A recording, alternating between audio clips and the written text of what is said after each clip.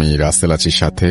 আর শুরু হয়ে গেল ভূত এফএম। আপনাদের সবাইকে স্বাগত জানাচ্ছি ভূত এফএমে আজকে, এবং যারা যেখানে আছেন আশা করছি যে আজকে যে স্টোরিগুলো আছে আমাদের কাছে সেগুলো শুনে আনন্দ পাবেন, ভালো লাগবে এবং এনজয় করবেন অনেক বেশি।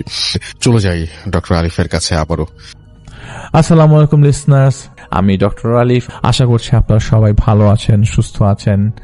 আমি আপনাদেরকে এখন যে ঘটনাটি শেয়ার করব সেই ঘটনাটি পাঠিয়েছে আমার বন্ধু, এবং আমি অনেকদিন যাবত তার কাছ থেকে ঘটনা কালেক্ট করি বিধায় তার এই ঘটনাটা শোনার জন্য আমি বেশ কিছুদিন যাবত ব্যাকুল হয়েছিলাম।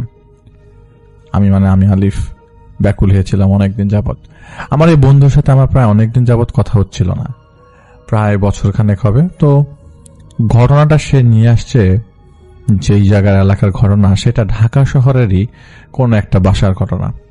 আসলে যেই বাসার ঘটনা বলবো সেই বাসাটার বিবরণ দিব তার আগে পরিচয় দিচ্ছে আমার বন্ধুর, যে আমার একদম ছোটকালের আমার এলাকার বন্ধু, এবং সেই বন্ধুর নাম হচ্ছে সিফাত, এবং সেটা পুরো নাম না, পুরো নাম বলে অনেকে চিনে ফেলতে পারে, তাই আমি সিফাতই বলছি। আসলে মোট কথা হচ্ছে সিফাতের খুবই নিকট আত্মীয়র এই ঘটনা ও আমাকে শেয়ার করে। নিকট আত্মীয় বলতে ওর পরিচিত একজনেরই ঘটনা, তার নাম হচ্ছে রাইসুল ইসলাম, এবং তিনি ঢাকা শহরের একজন বাসিন্দা। বলতে পারা যায় যে খুব সাধারণভাবে তিনি ওই এলাকার খুবই নামকরা একজন বাসিন্দা, এবং বহুদিন যাবৎ সেখানে বসবাস করছিলেন। তার বাসাটা ছিল 5 তলা এবং নিজের বাবার গড়া বাড়ি আর কি। তো সেই 5 তলা তার বাবা করার পরে তার বাবা 1993 সালে মৃত্যুবরণ করেন, এবং মৃত্যুবরণ করার পরে তিনি এই বাড়ির মধ্যে অনেকদিন ছিলেন। সেই রাইসুল ইসলামের ছোট ছেলে, যিনি আমাদেরকে ঘটনাটি সিফাতের মাধ্যমে আমাদেরকে পাঠিয়েছে, সেই ছোট ভাইয়ের ছোট ছেলের নাম আমি বলছি না। তো উনি আসলে সত্যি কথা বলতে রাইসুল সাহেব সেই বাসাটা অনেকদিন যাবত, রাইসুল সাহেব তার বাবার একমাত্র এক ছেলে, এবং রাইসুল সাহেবের আরো 2 বোন ছিল। তো যাই হোক, ওই বাসাটা ছিল 5 তলা, ছাদের উপরে 5 তলায় থাকতো রাইসুল সাহেব এবং পুরো পরিবার, মানে যে ভাই ঘটনা পাঠিয়েছেন তার পরিবার সম্পূর্ণ 5 তলায় থাকতো পুরো ফ্ল্যাট জুড়ে, এবং ছাদের উপরে তাদের বেশ বড়সড় একটা বাগান ছিল 5 তলা ছাদের উপর, এবং বাগান করার শখ ছিল। যেহেতু রাইসুল সাহেব নিজে একজন গভর্নমেন্ট অফিসার ছিলেন, তার এরকম বাগান করার বেশ শখ ছিল। এই বাড়িটা তিনি পৈতৃক সূত্রে পেয়েছেন। প্রচন্ড অনেস্ট একজন অফিসার হিসেবে তিনি তার অফিসে কর্মরত ছিলেন বহুদিন যাবত। তার বয়স যখন 61 বছর, তখনই তার শরীরে ক্যান্সার ধরা পড়ে, এবং লাং ক্যান্সারের মোটামুটি অনেকটুক লাংই তার এফেক্টেড হয়ে যায়। তো মৃত্যুর দিন তিনি তখন গুনছিলেন। বাসাটা একটু বর্ণনা দিই, মৃত্যু গুনার দিনের কথা একটু পরে আসি। বাসা বর্ণনা দিতে হলে পুরো বাসাটা হচ্ছে একদম দক্ষিণ ফেসিং আর কি। তো বাসার ছাদের উপরে উঠতেই, যে জায়গাটা ছাদ, মানে ছাদের যে গেট, এটাতে উপরে উঠতে, এই বাসায় কোনো লিফট ছিল না। তো ছাদের উপরে উঠতেই হাতের বাম দিকে উনি একটা বড়ই গাছ লাগিয়েছিলেন এবং একটা পেয়ারা গাছ লাগিয়েছিলেন, এবং সেই বড়ই গাছ এবং পেয়ারা গাছের নিচে 2টা চেয়ার দেওয়া ছিল, সেটা অনেকটা রডে ফিক্স করা। সেই চেয়ারটার মধ্যে তিনি প্রায় সময় যে উপরে বসতেন, এবং সেই টেবিলটাও সেখানে ফিক্স করা, মানে এটা কেউ নাড়াতে পারবে না, এটা ফিক্স করেই বানানো হয়েছিল, সিরামিকের টাইলসের টেবিল। সেখানে চাটা খেতেন উপরে। সেখানে একটা ফিক্স করা ছাতাও ছিল, সেটা খোলা যেত, ওইটা রোদ পড়লে তিনি যেন ছাদে, এবং ছাদের মধ্যে তিনি বেশ অনেক শাকসবজির বাগান টাগান, এক পাশে শাকসবজি এক পাশে ফল, এরকম। তো তিনি ফল সাইডে এরকম চেয়ার বসিয়েছিলেন আর কি। তো মাঝে মধ্যে চা খেতেন আর কি রাইসুল সাহেব। রাইসুল সাহেব একজন ওসিয়ত করার জন্য উকিল সাহেব সবাইকে ডাকা হয়, এবং সেই ছোট ভাইটা যিনি আমাদের ঘটনা পাঠিয়েছেন তার আরো 2 ভাই আছে, তারা 3 ভাই। রাইসুল ইসলামের 3 ভাই, এবং রাইসুল ইসলামের তার বোনরা আসে। রাইসুল ইসলামের 3 ভাই বলতে রাইসুল ইসলামের 3 ছেলে। তো ওয়াসিয়ত করতে যখন আসা হয়, তো সবাইকে সমপরিমাণ বন্টন করে দেওয়ার পর তাদের যে তার একটা বাড়ি ছিল, সেই বাড়িটা তার বোনদেরকে তিনি হিসাব করে বুঝিয়ে দেন, এবং তার ছেলেদেরও তিনি বুঝিয়ে দেন, এবং তিনি বলে দেন, একটা ওসিয়ত করেন যে আমার দাদার কবর হয়েছিল যে জায়গায়, সেই জায়গায় ঠিক একই উপরে আমার বাবার কবর দেওয়া হয়। আমার বাবার কবর দেওয়ার পর তোমরা সবাই আমাকে সেই জায়গার উপরে কবর দেবে, আমার বাবার উপরে কবর দেবে। তো তো ওনার সময়টা শেষ ছিল, কারণ এইটা ওসিয়ত করেছে কারণ ওই সময় তাকে অলরেডি তওবা পড়ানো হয়ে গেছে। কারণ তওবা পড়ানোর কারণ হচ্ছে তিনি তার লাংসের অবস্থা খুব খারাপ ছিল। বাসায় একটা সময় ডাক্তাররা বলে দেয় যে ওনাকে হাসপাতালে রেখে আসলে ঠিক হবে না।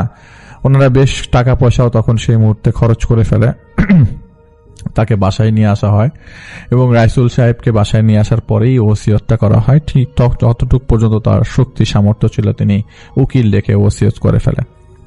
তো সবকিছু ঠিক ছিল, কিন্তু তিনি তো ঠিক ছিলেন না। রমজান হচ্ছে 6ষ্ঠ রমজান তখন চলে। 6th রমজানের সেহেরি করবার পর, সেহেরির সময় তিনি সুস্থ ছিল কিন্তু তিনি রোজা রাখতে পারছিলেন না, ওই সময় অবস্থা তার খারাপ হয়ে গেছিল।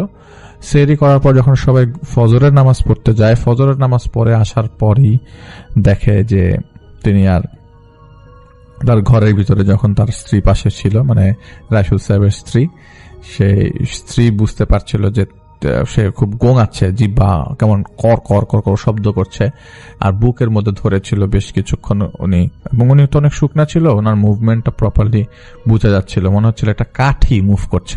ওনার স্ত্রী বলেছে যেটা। তো ওনার স্ত্রী, রাইসুল সাহেবের স্ত্রী, তখন সবাইকে ডাক দেয় যে তোমার বাবা জানি কেমন করছে, তোমরা আসো। তো সবাই মানে ইসেহরি করে তখন, মানে ফজরের নামাজ পড়ে সবাই ঘুমাতে গেছে, মানে ঘুম আসে না এই সময়, সবাইকে ডাকা হয়। তো সবাই আসার পরে সবাইকে ইনভলভ করা হয় এবং সবাই দেখে যে ওনার অবস্থা খুব খারাপ। অ্যাম্বুলেন্সকে ডাক দিয়ে দিতে অ্যাম্বুলেন্স যতক্ষণ পর্যন্ত আসছে ততক্ষণ পর্যন্ত তিনি আর মুভ করছিলেন না। ওনার জিহ্বাটা সামান্য একটু 2 দাঁতের চিপায় চলে আসে এবং তারা বুঝে যায়, যেহেতু যে ভাই ছোট যে ছেলে রাইসুল ইসলাম, তিনি তো ডাক্তার, তিনি বুঝে যায় যে তার বাবার সময় তার বাবা নাই দুনিয়াতে। তো তারা সবাই খুব কান্নাকাটি করে এবং তিনি হাতের পাশ ধরে বলে যে না, উনি নাই।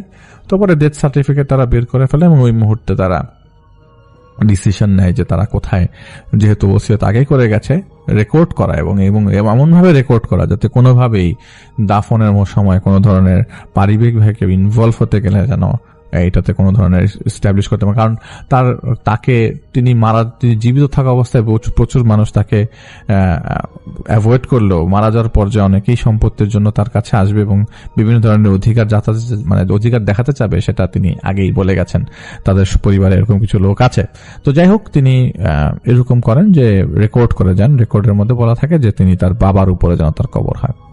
তার মানে তার যিনি আমাদের ঘটনা পাঠিয়েছেন তার বড় বাবার যে কবর, তার দাদার কবর, তার বাবার কবর ঠিক একই জায়গায় একই উপরে হবে।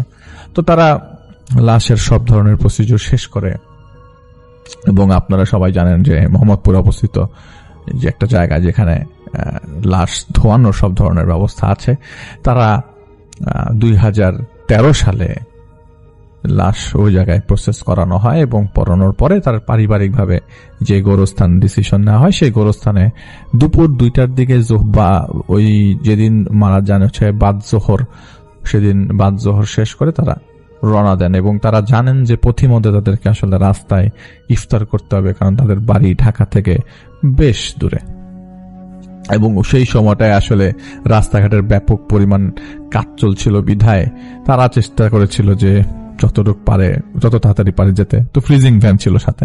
তো যাই হোক, তারা পৌঁছে যায় তাদের গ্রামের বাড়িতে এবং গ্রামের বাড়িতে পৌঁছানোর পর দেখা যায় যে আগের থেকে কবর খোঁড়া এবং কবর যিনি খুঁড়েছেন তার কাছ থেকে পরবর্তী সময় এরকম জানা যায় যে কবর খোঁড়ার সময় যখন কবর খুঁড়ছিলেন তখন তিনি একটা পর্যায়ে থ্রাস্ট হারিয়ে নিচে অনেকটু গর্ত করে নিচে পড়ে যান।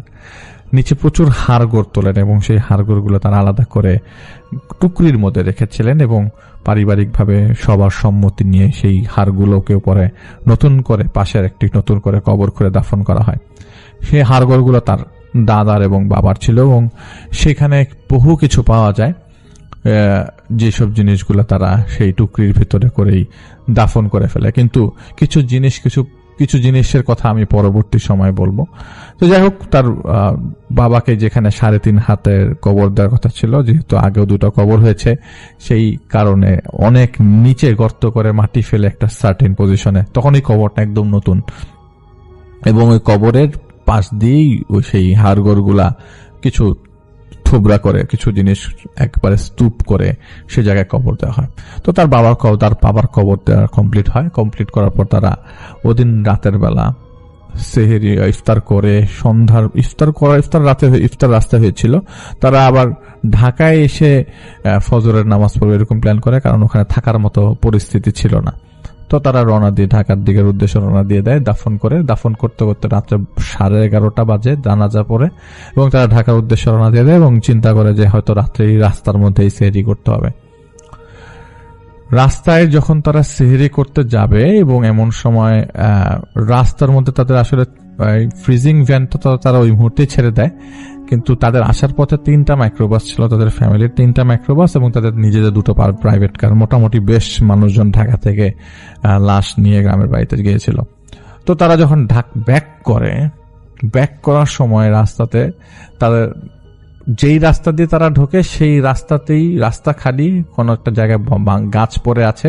আবার ব্যাক করে আবারও রাস্তা দিয়ে ঘুরে আসে এবং আরেক জায়গায় আসার পর দেখে যে সে জায়গাও গাছ ভাঙা। একই সাথে সবগুলা গাড়ি ছিল, একই সাথে সবগুলা গাড়ি আটকা পড়ে, আবারও গাছ ভাঙা। এরকম করার পরে 3টা রাস্তা তারা অল্টারনেট করে ঢাকায় আসবার চেষ্টা করে, কিন্তু কোনোভাবেই তারা 3টা রাস্তা ধরে ঢাকায় আসতে পারছিল না এবং তারা ঠিকই আবার ব্যাক করে সেরি খায় যেই তাদের গ্রামের বাড়িতে আসতে পারে না ঢাকাতে।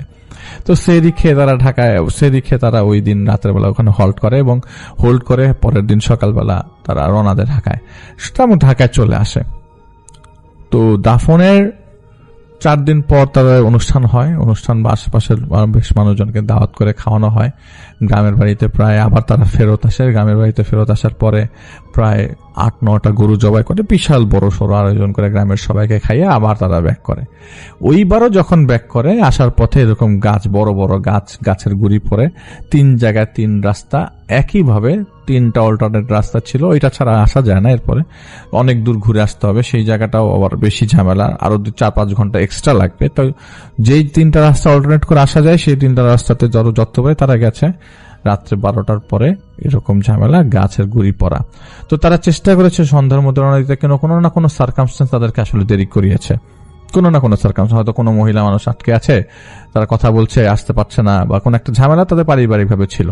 যদি তার পরের দিন আবারও সেই সেহরি করে, সম্ভবত এটা সেবার তখন সম্ভবত হয়তো বা 10ই রমজান অথবা 11ই রমজান পরে বলেছে যে প্রথম 10টা রমজান ক্রস করার পরে এই ঝামেলাগুলো হয়। পরে তারা ব্যাক করে। ঈদের 15 থেকে 20 দিন পর হঠাৎ করে রাতের বেলা তার ছোট ছেলের তখন পরীক্ষা চলছে, তিনি তখন ডাক্তারে শেষ করে তিনি বেশি পরীক্ষা চলছে বলতে হচ্ছে অ্যাডমিশন টেস্ট, হায়ার এডুকেশনের জন্য, ডাক্তারি হায়ার এডুকেশনের জন্য তিনি পড়াশোনা করছিল। BCS এর পরীক্ষাও ছিল, সব মিলে তিনি বেশ পড়াশোনার মধ্যে ছিলেন। তো ছোট ছেলেটা হঠাৎ করে রাত্রেবেলা পড়তে ছাদের উপর থেকে, এবং যেই কর্নারটাতে বড়ই গাছটা ছিল এবং বড়ই গাছটা আর পেয়ারা গাছটা ছিল বড় ড্রামে, সেই কর্নার ঠিক বরাবর রুমটাতে থাকতে হচ্ছে তার ছোট ছেলে, তখনও পর্যন্ত বিয়ে করে নাই। তো ছোট ছেলেটা, যিনি আমাদের ঘটনা পাঠিয়েছেন সিফাতের মাধ্যমে, সেই ছোট ভাই বেশ জোরে সোরে হু হু হু হু করে গোঙানির শব্দ পাচ্ছে তার বরাবর রুমের উপর থেকে। রাত তখন 1টার বেশি। তো টেকনোলজিক্যালি তো আমরা বেশ অ্যাডভান্স 2013-14 দিকে। তো তিনি কি করলেন, আচ্ছা ছাদের উপরে কে কান্না করবে, আর তাদের বাসাটা 5 তলা, তো তাদের ছাদে সাধারণ ভাড়াটিয়ারা উঠতে পারতো না, কারণ খুব পারমিশন ছাড়া সাধারণ ভাড়াটিদের উঠার নিয়ম ছিল না, কারণ তাদের যে মেইন 5 তলার গেটটা ছিল সেটাতে তালা দেওয়া থাকতো, কেউ চাইলে উপর উঠতে পারতো না। তাদের কাছ থেকে তারা চাবি নিয়ে পারমিশন নিয়ে ছাদে উঠতে হতো যদি কেউ উঠতে চেত। আর রাত 10টার পরে সেই গেট তো পার্মানেন্টলি বন্ধ। ছাদে ওঠার জন্য উঠা যেত, তাদের কাছ থেকে চাবি নিয়ে ছাদে গেট খুলতে হতো, কিন্তু রাত 10টার পর তাদের সেই সিঁড়ির কামরার গেটটা, গ্রিলের গেট, সেটা বন্ধ করে দিত তারা, সেটা কেউ 10টার পরে ছাদে উঠতে না পারে। তো রাত তখন 1টা বাজে, ছাদে ওঠার তো কোনো চান্সই নাই। সে দরজাটা খুলে তাদের যে মেইন করিডোরের সামনে যে সিঁড়ির কামরার গেটটা, যেটা মেইন গেট, যেটাতে ছাদে নিচ থেকে কেউ ছাদে উঠতে পারবে, সেই গেটটা তো চেক করে যে সেটাতে তালা দেওয়া। তিনি আবার তার রুমে যান, তাহলে হু হু করে কাঁদছে কেউ। ওই মুহূর্তে যেই শব্দে কান্নাটা আসছে, সেই শব্দটা দেখে মনে হচ্ছিল যে এটা কোনো মহিলা মানুষ কান্না করছে, কিন্তু বাসায় তো ওই মুহূর্তে কোনো মহিলা মানুষ ছিল না। তারা 3 ভাই, তার মা, তিনি তার মার রুমে চৌকি মারে, উকি দেয়, দেখে যে তার মা তো ঘুমাচ্ছে। ঈদের পরের ঘটনাটা, তো তিনিও বেশ খুব অবাক হয়ে যায় এবং তার কোচিং সেন্টারের পরীক্ষা সব মিলে তিনি বেশ পড়াশোনার মধ্যে ছিলেন, কিন্তু তার ডিস্টার্ব হচ্ছিল। তার রুমের মধ্যে তিনি বারবার কান ঝাঁকি দিয়ে পরিষ্কার করার চেষ্টা করে যে আসলে তিনি কি আসলে কান্নার শব্দ শুনছেন নাকি পাশের বাসা থেকে কোনো কান্না। তার ভাষ্য মতে যে তার আশেপাশে এত কাছে বাসা নাই, যে বাসা এত কাছে না বাসাগুলা, যেসব বাসাগুলা থেকে কান্নার আওয়াজ এত স্পষ্ট শোনা যাবে, এবং তিনি জানালার পাশে দাঁড়িয়ে থেকে স্পষ্ট শুনছেন যে ছাদের উপর থেকে কান্না আসছে। তো তিনি বেশ সাহসী মানুষ, আমি তাকে চিনি, তাকে আমি খুব ভালো করে চিনি। যাই হোক, তিনি ছাদে যায়। ছাদে যে তিনি গেট ধরে পড়ে যাওয়ার মতো অবস্থা, কারণ গেট থেকে উঠে বাম দিকে যে বড়ই গাছটা এবং যে পেয়ারা গাছটা ছিল, সেই রেলিং ধরে, আসলে সেই রেলিংটার উপর দিয়ে আবার কারুকাজ করা, তাদের বাসার ছাদের উপরে রেলিংটার উপরে কারুকাজ করা, সিমেন্টেরই কিন্তু কারুকাজ করা, সুন্দর কারুকাজ করা, গোল রাউন্ডেড। সেখানে আপনি চাইলে দাঁড়াতে পারবেন না, মানে আপনি সাপোর্ট নিতে পারবেন না, দাঁড়ানো সম্ভব না, কারণ এটা গোল রাউন্ডেড, এটা রাউন্ড শেপড। তো ওখানে একজন বসে কান্না করছে। শেপ এবং মানুষটার চেহারা, সুরত দূর থেকে যতটুকু মনে হচ্ছে ছাদের আলো, কারণ ছাদে উঠে তিনি লাইট জ্বালালেন, ওই আলোটা সেই জায়গা পর্যন্ত যায় এবং তিনি পরিষ্কার তার বাবাকে দেখতে পান ছাদের উপরে কান্না করছে। বাবা ঠিকই, কিন্তু শব্দ আসছে মহিলার। তিনি ডাকে আব্বা, খুব জোরে ডাক দেয় আব্বা। কান্না করা অবস্থা থেকে হাঁটু গুড়ে যেভাবে মেয়ে মানুষরা কান্না করে, তিনি হাঁটুটা সরিয়ে মাথাটা উপরে উঠায়, তার ছেলের দিকে তাকায় এবং ছাদ থেকে পড়ে যায়। তিনি খুব অবাক হয়ে যায় এবং দৌড়ে ঝাপটে যাবে, ধরতে যাবে। তো তিনি পেছন থেকে তার বড় ভাই ধরে, কি রে তুই এখানে কি করিস? ভাই তুই আঙ্গুল দিয়ে দূরে হাত দেখিয়ে দিচ্ছে যে ভাই এটা কি দেখলাম আমি। তুই কি বল, কি বলিস না কেন? তো তিনি যে ভাই বলছে সেটা নাকি তিনি বলতে পারে নাই। তিনি মনে হয়েছে তার ভেতর থেকে যে তিনি ভাই বলেছেন, কিন্তু তার ভাই আসলে তোমার ভাই মুখ থেকে কিছুই সব শুনছে না। তার বোবার মতো অবস্থা। তাহলে কি বল, কথা বল, কি হয়েছে, কথা বল, কাহিনী কি? তো পরে তাকে বাসায় নিয়ে এসে মাথার মধ্যে পানি টানি দেওয়া হয়। পানি দেওয়ার পর তাকে বলে কি হয়েছে? তো উনি রাতের বেলা বলতে পারে না। পরদিন সকালবেলা নাস্তা খাওয়ার টেবিলে তিনি বলেন যে ভাই আমি রাতের বেলা কিন্তু ছাদের উপর আব্বাকে কান্না করতে দেখছি। বলে যে আব্বাকে কান্না করতে দেখছিস মানে? হ্যাঁ, আমি আব্বাকে কান্না করতে দেখছি উপরে। বলে কি আবোল তাবোল বলতেছিস, আব্বাকে কান্না করতে দেখছিস, সেটা আবার কি ধরনের কথা? বলে হ্যাঁ ভাই, আব্বাকে কান্না করতে দেখছি। তো তার বড় ভাইয়ের তখন বউ উঠায় নিয়ে আসা হয়নি। তো ওই মুহূর্তে তার বাসায় একজন বুয়া ছিল, কিন্তু ওই বুয়াটা ওই মুহূর্তে তাদের বাসায় ছিল না। যখন তার বাবা এরকম, তিনি চিন্তা করছে যে উপরে ছাদে কান্না করছে কে, এবং তাদের 3 ভাই ছিল, তার মা ছিল। যাই হোক, ঠিক পরবর্তী দিন তিনি আবারও যখন পড়তে বসে রাত্রে 12টার পর, তিনি আবারও ঠিক হু হু করে কান্নার শব্দ পাচ্ছে ছাদের থেকে। তবে বোঝা যাচ্ছে যে এবার ছাদের এই পাশ থেকে না, ছাদের মাঝখান থেকে কান্নার শব্দ আসছে। তিনি আবারও ছাদে যান, দেখেন যে রেলিং ধরে ঠিক একইভাবে এক পাশ থেকে আরেক পাশ তার বাবা হাঁটছে, এবং সাদা পাঞ্জাবি পরা তার বাবা হাঁটছে এবং এক পাশ থেকে এক পাশ হেঁটে যাচ্ছে। তিনি তার আব্বাকে ডাক দেয়, আব্বা, খুব জোরে জোরে, আব্বা, ও আব্বা। কিন্তু তার বাবা কোনোভাবেই তার দিকে তাকায় না। আবারও ঠিক একইভাবে একটা সার্টেন টাইমে 5-10 মিনিট দেখার পর তিনি হাওয়া হয়ে যান। হাওয়াটা এমন হয় ঝাঁপ দিয়ে ছাদের থেকে পড়ে যান নিচে, কিন্তু কোনো ধরনের শব্দ নাই, কিছু নাই। তিনি খুব অবাক হয়ে যায় এবং তার বাসার সবাইকে বলে যে আমি আব্বাকে দেখেছি আবারও। তো সবাই মনে করে যে হয়তো ওর কোনো সমস্যা, হয়তো বাবাকেও বেশি মিস করছে, অথবা তার মধ্যে বেশি ঢুকে গেছে জিনিসটা, যার কারণে বেশি মিস করতে করতে তার মধ্যে এরকম হ্যালুসিনেশন ভাবটা চলে আসছে। তো বাসার সবাইকে তিনি বলেন যে না, আমার মধ্যে কোনো হ্যালুসিনেশন ভাব আসে নাই, আমি একজন ডাক্তার মানুষ, আপনি সব জিনিস আমার সাথে জড়িয়ে দিয়েন না, আমি কিন্তু আমার বাবাকে দেখতে পাচ্ছি। তার কিছুদিন পরে রাতের বেলা তিনি পড়ছিলেন, তার বাবার পছন্দের খাবার ছিল রুটি আর গরুর মাংস। তো রুটি আর গরুর মাংসের গন্ধ আসতে থাকে রাত 3টার দিকে। তিনি শুয়ে পড়েছিলেন, তো তখনও ঘুমাননি, কিন্তু গন্ধ পাচ্ছেন। তিনি ড্রয়িং রুমে যান। ড্রয়িং রুমে যেয়ে দেখেন যে তার বাবা টেবিলে খাচ্ছে, এবং ড্রয়িং রুমে কোনো লাইট জ্বলছে না, শুধুমাত্র ফ্রিজের লাইট জ্বলছে। ফ্রিজের দরজা খোলা, ফ্রিজের লাইট জ্বলছে। তার বাবাকে পরিষ্কার ফ্রিজের লাইটের আলোতে দেখা যাচ্ছে তার বাবা ডাইনিং টেবিলে বসে খাচ্ছেন। সে খুব অবাক হয়ে যায়, ঘটনা কি, আমার বাবাকে এরকম করে দেখতে পাচ্ছি কেন? ফ্রিজের ভিতর থেকে আসছে পুরা মাংসের, একদম গলা মাংসের একদম পানি বেরিয়ে বেরিয়ে পড়ছে ফ্রিজের চারিপাশে। ফ্রিজটা ছিল ড্রয়িং রুমের সাথে, ডাইনিং স্পেসের সাথে লাগানো। তো সেই পানি পুরো ভরে গেছে, আর ঠান্ডা পানি পিছলে তিনি পড়ে যান সেই পানির মধ্যে। সবাইকে চিৎকার করে ডাক দেয়। সবাই মনে করে যে আসলে ফ্রিজের লাইনটা, মেইন লাইনটা ওই বন্ধ করেছে। কারণ সবাই আসার পর দেখে ফ্রিজের মেইন লাইনটা বন্ধ এবং ফ্রিজ থেকে যত সব জিনিসপত্র ছিল, মাংস টাংস রাখা ছিল, সব গলে বের হয়ে যাচ্ছে, গলে পানি বের হয়ে পড়তেছে টপ টপ করে। এটা কখনো সম্ভব না, কারণ এত তাড়াতাড়ি ফ্রিজের পানি গলবে না। রাত্রেবেলা ঠিক এই জায়গাতেই বসে সবাই ভাত খেয়েছে, তো এত তাড়াতাড়ি ফ্রিজের পানি গলা সম্ভব না, ফ্রিজের জিনিসপত্র গলা সম্ভব না। মাত্র রাত্রে যদি 10টার দিকে সবাই খেয়ে থাকে আর রাত্রে 3টার মধ্যে 5 ঘন্টা, এটা কখনো সম্ভব না। তো তিনি বলে যে না, আমি সত্যি সত্যি আমার আব্বাকে দেখতে পাচ্ছি, আসলে আমি জিনিসটা ভালোভাবে দেখছি না, তোমরা এখন ইফেক্টিভ ডিসিশনে যাও। এর মাঝে তার মেজো ভাই একজন হুজুরকে নিয়ে আসে। সেই হুজুর কিছু বলতে পারে না। হুজুর বলে যে বাসার মধ্যে খারাপ নজর আছে, আপনারা আমাকে না আরেকজন ভালো মানুষকে দেখান, তবে আপনাদের এই নজর কাটানোর জন্য আমি কিছু জিনিস দিয়ে যাচ্ছি। কিন্তু কোনোভাবে সম্ভব হচ্ছে না। পরে নাকি কোন জায়গা থেকে একজনকে হুজুরকে নিয়ে আসা হয়, অনেক দূর থেকে নিয়ে আসা হয়। সেই হুজুরের বয়স নাকি প্রায় 90-এর উপরে। সেই হুজুরকে সাথে আরো 2-3 জন আসে। তারা আসার পর বলে যে আপনার বাবা কিভাবে মারা গেছে একটু বলেন তো। বলে যে আমার বাবা তো ক্যান্সারের রোগী ছিল। বলে সবকিছুই ঠিক আছে, কিন্তু আপনার বাসার মধ্যে আমি বেশ কিছু জিনিসের মুভমেন্ট দেখতে পাচ্ছি যেটা আমার কাছে নর্মাল মনে হচ্ছে না। আমি জানি তারা আপনাকে ক্ষতি করছে না, কিন্তু যে মুভমেন্টটা আমরা দেখতে পাচ্ছি সেটা ভালো না। আপনারা সবাই একটু সাবধানে থাকবেন, আমাকে একটু দেখতে দেন আসলে কি হচ্ছে। আমি এখনই আপনাদের বাসায় চাইলেই সেই জিনিসগুলো দেখতে পারবো না, আমাকে দেখার জন্য কিছুদিন সময় দিতে হবে। তো এরই মাঝে আরো কিছু জিনিসপত্র তারা দেখতে পারে। তার বাবাকে বেশ কিছু বেশ কয়েকবার স্বপ্নে দেখে যে তার বাবার কবরের পাশে, যে তার বাবার যে কবর, সেই কবরের পাশে তার বাবার বুকের উপরে শরীর ভেদ করে একটা গাছ ঢুকিয়ে দেওয়া আছে। সেই গাছের ভিতরে প্রচুর সাপ। এটা তো তিনি স্বপ্নে দেখেন ছোট ছেলে। তার বাবার লাশের ভিতরে এরকম লাশের ভিতরে কবরের পাশে লাশ পড়ে আছে এবং লাশের মাঝখান দিয়ে একটা গাছ গেঁথে দেওয়া।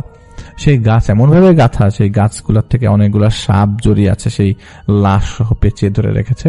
এবং লাশের মুখটা পুরো ফুলে যতটুকু না সাইজ, তার ট্রিপল হয়ে গেছে লাশের মুখের সাইজ, এবং চোখগুলা গলে এখান থেকে পোকা বের হচ্ছে। এরকম স্বপ্ন তিনি দেখেন। সেই স্বপ্নের কথাটা 7 দিন পর সেই হুজুরকে বলেন। সেই হুজুর বলেন যে আসলে আপনাদের কোনো দোষ নাই, এই ঝামেলাটা হয়েছে এক বিপত্তি। আপনাদের যে গ্রামের বাড়ি, সেই গ্রামের বাড়িতে হয়তো কোনোভাবেই আপনার দাদা মারা যাওয়ার পর সেই দাদার কবরের ভিতরে কবরের কাফন নিয়ে কেউ একজন তাবিজ করেছিল অন্য কাউকে তাবিজ করার জন্য। সেটা আপনার দাদার কবরের কাফনটা ইউজ করে। সেই কাফনের সহিত আপনার বাবা এবং আপনার দাদা, আপনার দাদা থেকে আপনার বাবা, মানে আপনার বড় বাবার কাফনের মধ্যে, সে বহু আগের কথা, কেউ একজন কাফনটা নিয়ে সেই কবর থেকে কাফনটা সরিয়ে, কাফন কেটে টুকরো করে কোন একটা ব্ল্যাক ম্যাজিক করে, যেটার ইফেক্ট আপনার বাবা দেখেছে। আপনার বাবা কি প্রায় সময় পাগলামি করতো, রাতের বেলা ছাদে উঠে চুপচাপ বসে থাকতো, একা একা চা খাইতো এবং কথা বলতো একা একা। তো সবাই বলে যে হ্যাঁ, আমার বাবা তো এরকম করতো, রাতের বেলা এরকম ছাদের মধ্যে বসে থাকতো, চুপচাপ একা একা হাসতো, একা একা চা খেত, এবং এটা শেষ বেলায় এসে প্রথম এরকম ছিল না। তো আমরা সবাই বলেছি যেহেতু বয়স হচ্ছে তিনি, আর যেহেতু উনি ক্যান্সারের রোগী ছিলেন, হয়তো এরকম কোনো কারণে হতে পারে। বলে না, এরকম কোনো কারণে না, ওনাকে আসলে উনি ইফেক্টটা পরে পেয়েছেন, ইফেক্টটা কোনো সময় অ্যাক্টিভেট হয়েছে, কোনো সময় অ্যাক্টিভেট হয়নি। আসলে সেই কাফনের কাপড় ইউজ করে অন্য আরেকজনকে, যেটা আমরা জানি না, এটা আপনাদেরও রিলেটেড কেউ না, অন্য আরেকজনকে তাবিজ করা হয়েছিল আপনার বড় বাবার কাফনের কাপড় দিয়ে। সেটার থ্রুতে আপনার বাবা পর্যন্ত আসছে। এখন আপনার বাবাকে সেই একই কবরে দাফন করার পরে ওই জায়গা থেকে সেই আপনারা কি কবরের উপরে তো কবর দিয়েছেন, তাই তো? এখন ঘটনা হচ্ছে কবর উপর কবর দেওয়ার পর কি পেয়েছেন। তো বলে যে কবর উপর কবর দেওয়ার পরে তো আমরা একটা থ্রেশহোল্ড পাই, এবং যিনি কবর খুঁড়েছেন তিনি নিচে নেমে যায়, কবরে বড় গর্ত পায়। তো অনেক হাড় গড় ছিল, সেগুলোকে আমরা পাশে কবর দিয়ে দিয়েছি, আর আমার মাটি ঢেলে আবার আমার বাবাকে নতুন করে কবর দেওয়া হয় সেই জায়গাতে। বলে এক কাজ করেন, সবই বুঝতে পারলাম, কিন্তু সেই জায়গাতে, যেই জায়গাটার থেকে আসলে কাফনের কাপড় নেওয়া হয়েছিল এবং সেটা ওই কবরেরই কোন একটা অংশে পুঁতে দেওয়া হচ্ছে, সেই জিনিসটা সরানো হয়নি। সেটা সরানোর পরেও অনেক রিচুয়ালের মাধ্যমে সেটা পুরাতে হবে।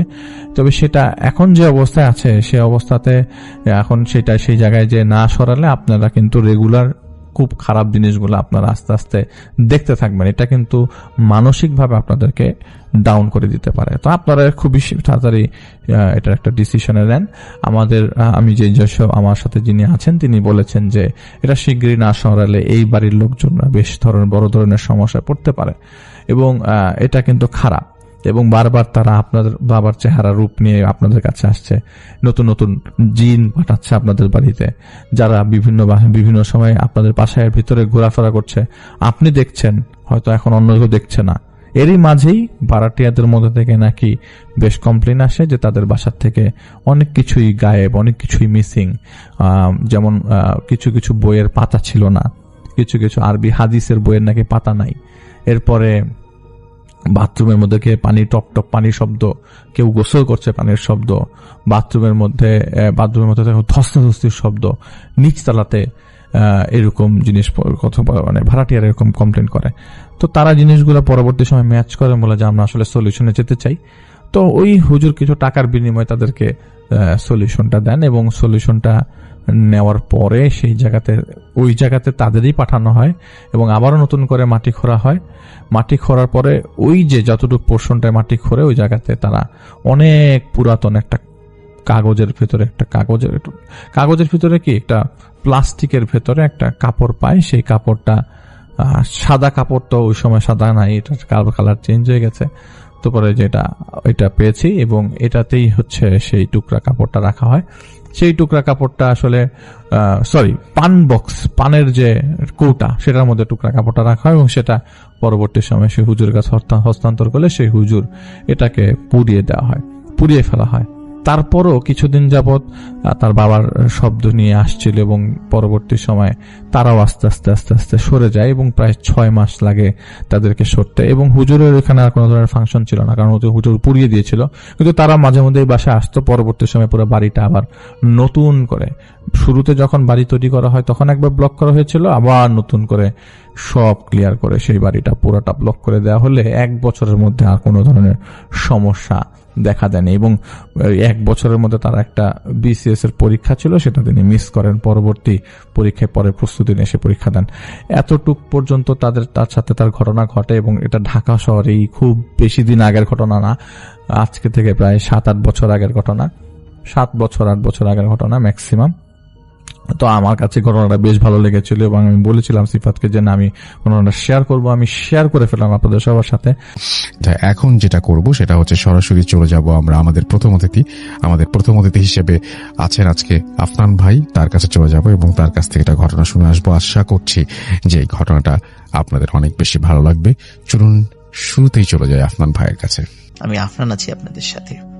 প্রিয় লিসেনার্স, আমাদের 2 নম্বর স্টোরিটি ছিল একটি পুরাতন ও পরিত্যক্ত কবরস্থানকে কেন্দ্র করে, এবং আমি বলেছিলাম এই কবরস্থানের পাশেই যে মসজিদ রয়েছে সেটিকে কেন্দ্র করে একটি ঘটনা রয়েছে, এবং এই ঘটনাটি ঘটেছিল আলামিনেরই নানা, যার নাম ছিল আব্দুর রব মৃধা। উনি ওই মসজিদের একাধারে মুয়াজ্জিন এবং খাদেম উভয় দায়িত্বেই ছিলেন। তো তার সাথে যে ঘটনাটি ঘটেছিল, এখন সেই স্টোরিটি আমি আপনাদের সাথে শেয়ার করতে যাচ্ছি। আব্দুর রব মৃধা উনি একজন পেশায় কৃষক ছিলেন। ওনার বাসা হচ্ছে নড়াইল জেলার লোহাগাড়া উপজেলার শালনগর ইউনিয়নের মাকরাইল গ্রামে। এই মাকরাইল গ্রামে ওনার বসতি, এবং অনেক আগে থেকে তিনি সেখানে বংশ পরম্পরায় বসবাস করছেন। ওনার কৃষি জমি, সেটি ওনার ভিটা থেকে 5 থেকে 7 কিলোমিটার দূরে।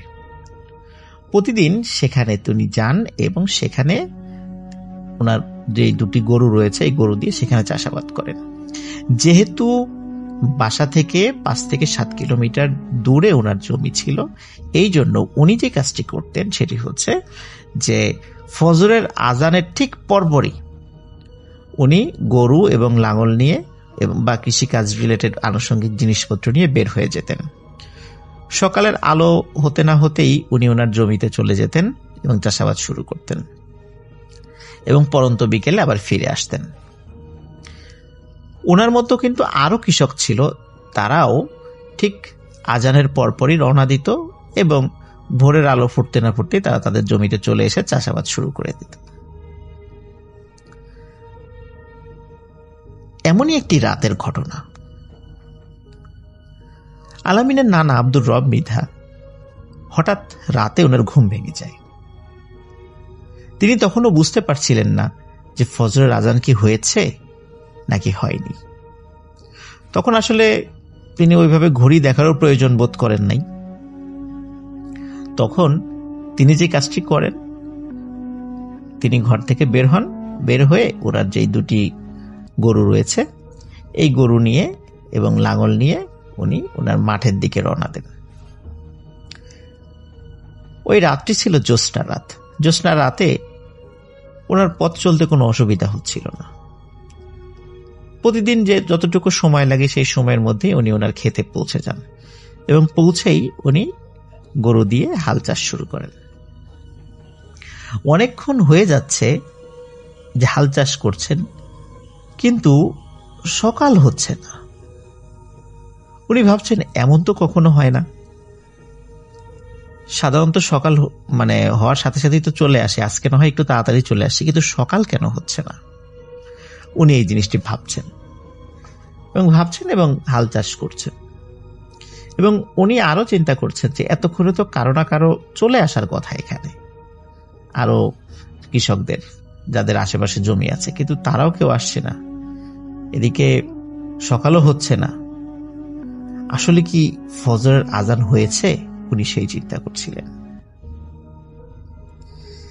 এমনই চিন্তা যখন করছেন, তখন হঠাৎ ওনার কানে একটি বাচ্চার কান্নার আওয়াজ ভেসে আসে। বাচ্চাটি কান্নাকাটি করছে। উনি চিন্তা করলেন যে কি ব্যাপার, বাচ্চা কান্নাকাটি করছে কোথায়? উনি তাকিয়ে দেখলেন যে ওনার ক্ষেতের পূর্ব দিকে যে আইল আছে, এই আইলের উপরে একজন মহিলা তার কোলে একটি বাচ্চা নিয়ে বসে আছে এবং ওই বাচ্চাটি কান্নাকাটি করছে। উনি চাঁদের আলোতে স্পষ্ট দেখতে পাচ্ছেন বাচ্চা এবং বাচ্চার মাকে। বাচ্চা কাঁদছে এবং বাচ্চার মা বাচ্চাকে সান্ত্বনা দিচ্ছে, ঠিক যেভাবে বাচ্চারা কান্নাকাটি করলে তাদের মা বাচ্চাদেরকে সান্ত্বনা দেয় এবং তাদেরকে থামানোর চেষ্টা করছে যে ও কাঁদো না, কেঁদো না, তোমার বাবা চলে আসবে, কান্নাকাটি করে না, এইরকম শব্দগুলো তারা ওই মহিলা ইউজ করছিল। আলামিনের নানা আব্দুর রব মৃধা অত্যন্ত সাহসী একজন মানুষ ছিলেন। তিনি বুঝতে পেরেছিলেন যে এত রাত্রে এখানে কিন্তু কোনো বাচ্চা সহ মহিলা আসার কথা নয়, নিশ্চয়ই এটি কোনো প্যারানর্মাল ঘটনা হবে। তিনি যে কাজটি করার চেষ্টা করেন সেটি হচ্ছে যে তিনি চিন্তা করেন যে এখান থেকে দ্রুত বের হয়ে যাই, আবার বাড়ির দিকে চলে যাই, এখন নিশ্চয়ই অনেক রাত, আমি ভুল করে চলে এসেছি। এই চিন্তা করে যখনই ওনার দুটি গরু নিয়ে মাঠ থেকে বের হওয়ার চেষ্টা করছেন, তিনি দেখলেন যে উনি যখন উত্তর পাশের আইল দিয়ে বের হওয়ার চেষ্টা করছেন, তিনি দেখলেন ওই উত্তর পাশের আইলেও ঠিক একজন মহিলা একটি বাচ্চাকে কোলে নিয়ে বসে আছে। সেই বাচ্চাটিও কান্নাকাটি করছে এবং ওই মহিলা একই রকম ভাবে বলছে যে কেঁদো না, জাদু সোনা, তোমার আব্বু আসবে, এই ধরনের কথাবার্তা বলছে। তিনি দক্ষিণ দিকের আইল যেখানে আছে সেদিক দিয়ে বের হওয়ার চেষ্টা করলেন। তিনি দেখলেন দক্ষিণ দিকের আইলেও ঠিক একই রকম ভাবে বাচ্চা কোলে নিয়ে একজন মহিলা বসে আছে, সেও ঠিক একই কথাই বলছে তার বাচ্চার সাথে। কিন্তু অদ্ভুত ব্যাপার হলো পশ্চিম দিকের আইল, এখানে কেউ ছিল না। কিন্তু সমস্যা হলো ওই দিক দিয়ে তিনি বের হতেও পারছিলেন না। জমির একটি ভৌগোলিক গঠনগত কারণে ওই দিক দিয়ে আসলে বের হয়ে আসাও সম্ভব না। তিনি এটাও লক্ষ্য করছিলেন যে তিনজন মহিলা বাচ্চা সহ যে বসে আছে তার জমির তিন দিকের আইলের উপরে, এরা কেউ মাঠের মধ্যে আসছে না। তিনি কিন্তু সিগারেট খাওয়ার সিগারেটে খুব আসক্ত ছিলেন। আসলে গ্রামের যারা কৃষক তারা আসলে সিগারেট খান না, যেটা খায় সেটা হলো বিড়ি। তিনি বিড়িতে খুব আসক্ত ছিলেন। ওনার কাছে এক প্যাকেট বিড়ি ছিল, ম্যাচও ছিল।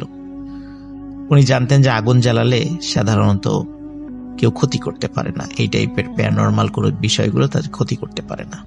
এই জন্য তিনি বিড়ি ধরান এবং একটার পর একটা বিড়ি টানতে থাকেন। একটা সময় পর বিড়িগুলো শেষ হয়ে যায়।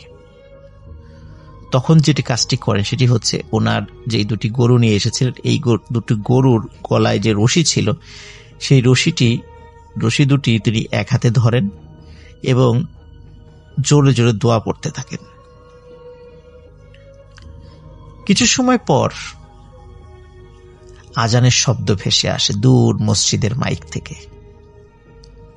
আজানের শব্দ আসার পরে আব্দুর রব মৃধা স্পষ্টভাবে দেখতে পান এই তিনজন মহিলা আইলের উপর থেকে উঠে দাঁড়ালো এবং উঠে দাঁড়িয়ে তারা যে যেদিক থেকে এসেছিল তার উল্টা দিকে হেঁটে চলে যাচ্ছে এবং অদৃশ্য হয়ে যাওয়া না, হাঁটতে হাঁটতে হাঁটতে হাঁটতে চলে যাচ্ছে, এভাবে চোখের আড়াল হয়ে গেল।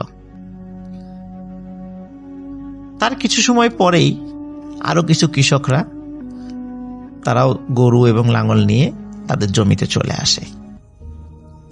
তাদের কাছে তিনি আর কিছু বলেন না, যথারীতি চাষাবাদ করে পরন্ত বিকেলে উনি বাড়িতে ফিরে যান। বাড়িতে ফিরে গিয়ে উনি ওনার স্ত্রীকে সব ঘটনা খুলে বলেন। ওনার স্ত্রী আরো কিছু দোয়া পড়ে পানিতে ফু দিয়ে তাকে গোসল করিয়ে দেন এবং ঝাড়ফুঁক করেন যে আল্লাহ তাআলা তাকে কোনো ক্ষতি হতে দেননি। এর প্রায় 2 থেকে 2.5 বছর পর ঘটে আরেকটি ঘটনা। এর মধ্যে কিন্তু আর কোনো ঘটনা তার সাথে ঘটেনি।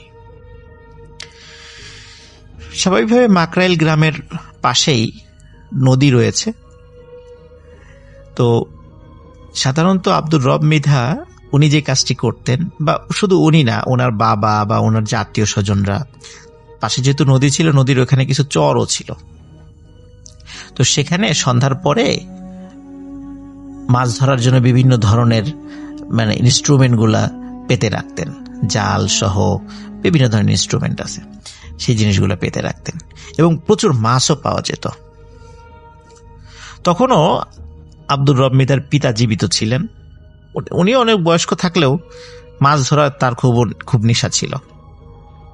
তো আব্দুর রব মৃধা, তার পিতা এবং তার আরো চাচাতো ভাইটাই মিলে তারা মাছ ধরতে যান। ওই রাতও ছিল জ্যোৎস্না রাত। তাদের জালে অনেক মাছ ধরা পড়ে। সাধারণত গ্রামে মাছ রাখার যে ঝুড়িটা, এটাকে খালই বলে। দেখা যাচ্ছে এক খালই মাছ হয়ে গেছে। তখন আলামিনের নানা আব্দুর রব মৃধা, তাকে তার বাবা বলে যে, এই আব্দুর রব, মাছ তো এক খালি হয়ে গেছে, বাসা তো কাছে, যা তুই এটা রেখে আয়, বাসায় গিয়ে মাছটা রেখে আবার খালইটা খালি করে নিয়ে আয়। তো চিন্তা করলেন আব্দুর রব মৃধা যে হ্যাঁ ভালো, কোথায় তো চলে যাই। উনি খালইটা নিয়ে আবার বাড়ির দিকে হাঁটা শুরু করেন। উনি যখন বাড়ির দিকে হাঁটা শুরু করেন, ওনার বাড়ির কাছাকাছি একটি বাগান রয়েছে। ওই বাগানটি পার হয়ে ওনার বাড়িতে আসতে হয়। যখন তিনি বাগানের মধ্যে প্রবেশ করেছেন, হঠাৎ করে পেছন থেকে কেউ বলছে, এই রবে, মাছগুলা দিয়ে যা। আসলে ওনার নাম আব্দুর রব থাকলেও গ্রামের মানুষজন তাকে রবে রবে বলতো, রব না বলে রবে বলতো। তো বলছে, রবে, মাছগুলো দিয়ে যা। তিনি প্রথম দিকে পাত্তা দেয় নাই, হয়তো তিনি চিন্তা করেছেন হয়তো বা শুনতে ভুল করছেন। তিনি হেঁটে যাচ্ছেন, আবার পেছন থেকে ধমক দিয়ে বলছে, এই রবে, তোকে না মাছগুলো দিতে বললাম, মাছ দিয়ে জানালে কিন্তু তোর ক্ষতি হবে। তিনি যে কাজটি করেন, তিনি মাছগুলো নিয়ে জোরে এক দৌড় লাগান। দৌড়াতে দৌড়াতে হঠাৎ উনি দেখতে পান 4-5টি ছায়া তাকে ঘিরে ধরেছে। তখন তিনি বুঝতে পারেন এবার আর তার নিস্তার নেই। ওনার যতক্ষণ জ্ঞান ছিল, পরবর্তীতে উনি যেটা বলেছেন যে উনি শুধু চিৎকার দিয়ে বলতে পেরেছিলেন, এই তোরা কে, কোথায় আছিস, আমাকে এরা ধরে নিয়ে যাচ্ছে। জাস্ট এতটুকু উনি বলতে পেরেছিলেন। এদিকে ওই বাগানের পাশেই আরেকজনের বাড়ি ছিল। ওই ব্যক্তি এই শব্দটি শুনে ফেলে যে আব্দুর রব মৃধা উনি চিৎকার করে এই ধরনের কথা বলেছেন। ওনার নাম ছিল বদিউর রহমান, স্থানীয়ভাবে লোকজন তাকে বদিয়ার বলতো। তো এই বদিয়ার এই শব্দটি শুনে, যেহেতু তার বাড়ি কাছাকাছি ছিল, একদম কাছে ছিল, উনি দ্রুত টর্চ লাইট নিয়ে বের হয়ে আসেন। বের হয়ে এসে আব্দুর রবকে খুঁজতে থাকেন। তিনি কোথাও তাকে দেখতে পান না, কিন্তু যেহেতু চিৎকার করেছেন উনি এত রাত্রে, নিশ্চয়ই কোথাও না কোথাও তিনি আছেন। এই বদিয়ারও খুব সাহসী লোক ছিলেন, তিনি একাই আব্দুর রব মৃধাকে খোঁজার জন্য বের হলেন। যেহেতু নদী কাছেই ছিল, হঠাৎ করে উনি দেখতে পেলেন যে উনি যেদিক দিয়ে খুঁজতে যাচ্ছেন সেখানে একটি গামছা পড়ে আছে। উনি যেহেতু আব্দুর রব মৃধাকে খুব ভালো করে চিনতেন এবং আব্দুর রব মৃধা যে গামছাটি সবসময় সাথে রাখতেন সেই গামছাটিকেও চিনতেন, তিনি বুঝতে পারলেন যে আব্দুর রব মৃধার কোনো বিপদ হয়েছে, নাহলে গামছাটা এখানে পড়ে আছে কেন। তিনি দ্রুত নদীর দিকে আগাতে থাকলেন। নদীর কাছাকাছি যাওয়ার সাথে সাথে উনি এক ধরনের অদ্ভুত গোংরানির আওয়াজ শুনতে পান। তিনি দ্রুত নদীর কাছে গিয়ে দেখেন যে আব্দুর রব মৃধার পা দুটো উপরে এবং মাথা বালির মধ্যে ঢুকিয়ে রেখেছে এবং ওইখান থেকে গোংরানির আওয়াজ আসছে। ওনার দম বন্ধ হয়ে গেছে, হালকা হালকা নিঃশ্বাস ওই বালুর মধ্যে দিয়ে তার নাকে যাচ্ছে, এই জন্য উনি গোংরানির আওয়াজ করছেন। উনি দ্রুত সেখানে যান এবং সেখান থেকে আব্দুর রব মৃধাকে উদ্ধার করেন। উদ্ধার করে নদীর পানি দিয়ে হাত মুখ ধোন। তিনি খুব অসুস্থ হয়ে পড়েছিলেন এবং আর 1-2 মিনিট পরে হয়তোবা বদিয়ার মিয়া গেলেই আব্দুর রব মৃধাকে মৃত অবস্থায় তাকে দেখতে পেতেন তিনি। যাই হোক, আল্লাহর অশেষ রহমতে আব্দুর রব মৃধা সেখান থেকে উদ্ধার হয় এবং তাকে ওই বদিয়ার আব্দুর রব মৃধার বাড়িতে নিয়ে যান। তখন আরো লোকজন সবাই এগিয়ে আসে যে কি হলো, কারা তাকে অ্যাটাক করেছিল। সবাই আসে, সে দেখে সেই খালইটা শূন্য পড়ে আছে, তার ভিতরে কোনো মাছ নেই, তবে ছড়িয়ে ছিটিয়ে অল্প কিছু মাছ রয়েছে। কোনোটার মাথা খাওয়া, কোনোটার পেট চিরে কোনো মাছ খেয়েছে, কোনোটার লেজ খাওয়া, এরকম কিছু কিছু মাছ চতুর্দিকে অল্প কিছু ছড়িয়ে আছে, আর অন্য কোনো মাছ নেই, শুধু খালইটা পড়ে আছে। এরপরে আব্দুর রব মৃধা দীর্ঘদিন অসুস্থ ছিলেন। তিনি এতটাই ভয় পেয়েছিলেন যে অনেকদিন অসুস্থ ছিলেন, আস্তে আস্তে আল্লাহ তাআলার অশেষ রহমতে তিনি সুস্থতা লাভ করেছেন। এখন যেটা হয় সেটা হচ্ছে যে আব্দুর রব মৃধার স্ত্রী তিনি সেলিম হুজুরের কাছে নিয়ে যান। এই সেলিম হুজুর হচ্ছে সেই হুজুর আমাদের 2 নাম্বার স্টোরিতে আপনারা শুনেছিলেন যে যখন রুহুল সর্বশেষ যেই কবরটি খুঁড়েছিল সেটি ছিল সেলিম হুজুরের কবর, এবং কবর খোঁড়ার সময় যে লাশটি রুহুলের হাত চেপে ধরেছিল সেটি হচ্ছে সেই সেলিম হুজুরের ডেড বডি। তো সেলিম হুজুরের কাছে নিয়ে যান। সেলিম হুজুর তাকে দেখেন, দেখে তিনি বলেন যে আসলে আপনি তো ধর্মকর্ম কিছু করেন না, আপনি যদি ধর্মীয় লাইনে চলে আসেন, 5 ওয়াক্ত সালাত আদায় করেন, কোরআন সুন্নাহ অনুযায়ী জীবনযাপন করেন, তাহলে আপনার সাথে যে সমস্যাগুলো হচ্ছে সেগুলো কিছুই হবে না। এবং আপনি রাত বিরেতে যেখানে চলাফেরা করেন না কেন, আল্লাহ চান তো আমি ইনশাল্লাহ ইনশিওর করছি যে আপনার কোনো সমস্যা হবে না, কিন্তু আপনাকে কথা দিতে হবে যে আপনি ধর্মের দিকে ফিরে আসবেন। আব্দুর রব মৃধা তিনি কথা দেন সেলিম হুজুরকে যে হ্যাঁ তিনি ফিরে আসবেন এবং সেলিম হুজুরের সাথেই তিনি উঠা বসা করবেন। তো সেলিম হুজুর উনি ধর্মকর্ম করতেন, উনি কোরআনে হাফেজ ছিলেন, মাওলানা ছিলেন, মাদ্রাসার মুহতামিম ছিলেন, বিভিন্ন জায়গায় যেতেন, ওয়াজ মাহফিল করতেন।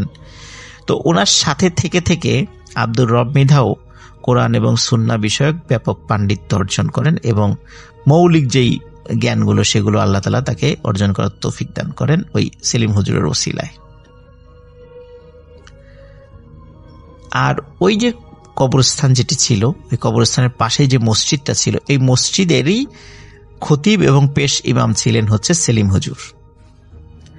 আর ওই মসজিদেরই মুয়াজ্জিন এবং খাদেমের দায়িত্ব দেয়া হয় এই আব্দুর রব মৃধাকে। খুব ভালোই চলছিল। এইভাবে কেটে যায় প্রায় 5 থেকে 7 বছর। সেলিম হুজুর একদিন হঠাৎ মারা যান। আর তার মৃত্যুর পরপরই কি ঘটনা ঘটেছিল কবরস্থানে, সেটা আমরা দ্বিতীয় স্টোরিতে শুনেছি।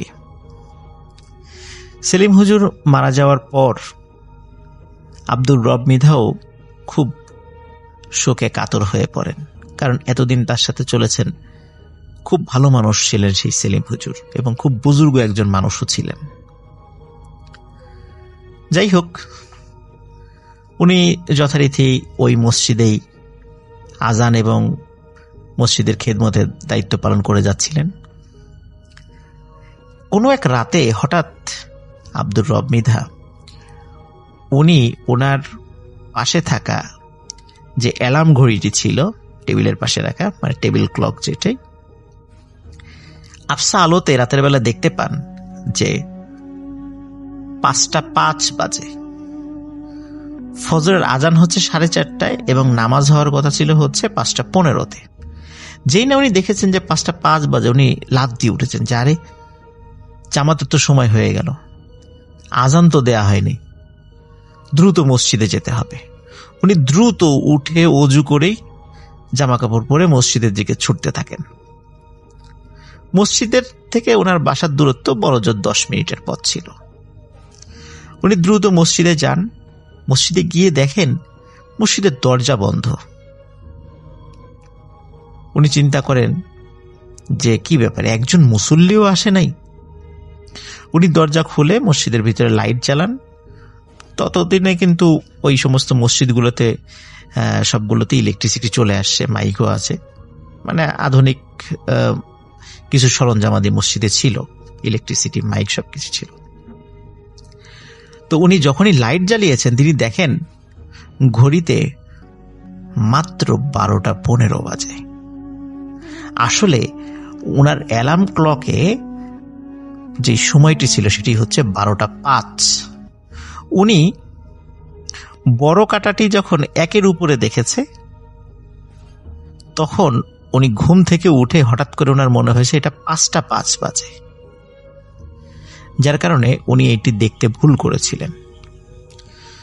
তখন চিন্তা করেন, যাক, যেহেতু ভুল হয়েই গেছে, তাহলে বাসায় চলে যায়, আরো কিছুক্ষণ ঘুমিয়ে তারপরে আবার চলে আসব। উনি মসজিদের লাইট বন্ধ করে, দরজা বন্ধ করে বের হয়ে যান। বের হয়ে যখনই উনি রাস্তা দিয়ে হাঁটতে থাকেন, তখন হঠাৎ দেখেন যে রাস্তার ঠিক পশ্চিম পাশ থেকে সাদা আলখেল্লা পরা একজন মানুষ রাস্তার পূর্ব দিকে চলে গেল। রাস্তার পশ্চিম পাশে ছিল একটি বটগাছ, এই বটগাছের পাশেই ছিল সেলিম হুজুরের বাড়ি, আর রাস্তার ঠিক পূর্ব পাশে ছিল হচ্ছে এই কবরস্থান। তো সেলিম হুজুরের বাড়ির ভেতর থেকে ওই বটগাছের নিচ দিয়ে একটি আলখেল্লা পরা একটা লম্বা একজন মানুষ, তিনি কবরস্থানের ভিতরে ঢুকে গেলেন। এই দৃশ্য যখনই তিনি দেখেছেন, তখন উনি মারাত্মক ভয় পেয়ে যান। ভয় পাওয়ার পর উনি দ্রুত বাড়ির দিকে হাঁটতে থাকেন। হঠাৎ পেছন থেকে বলে ওঠে,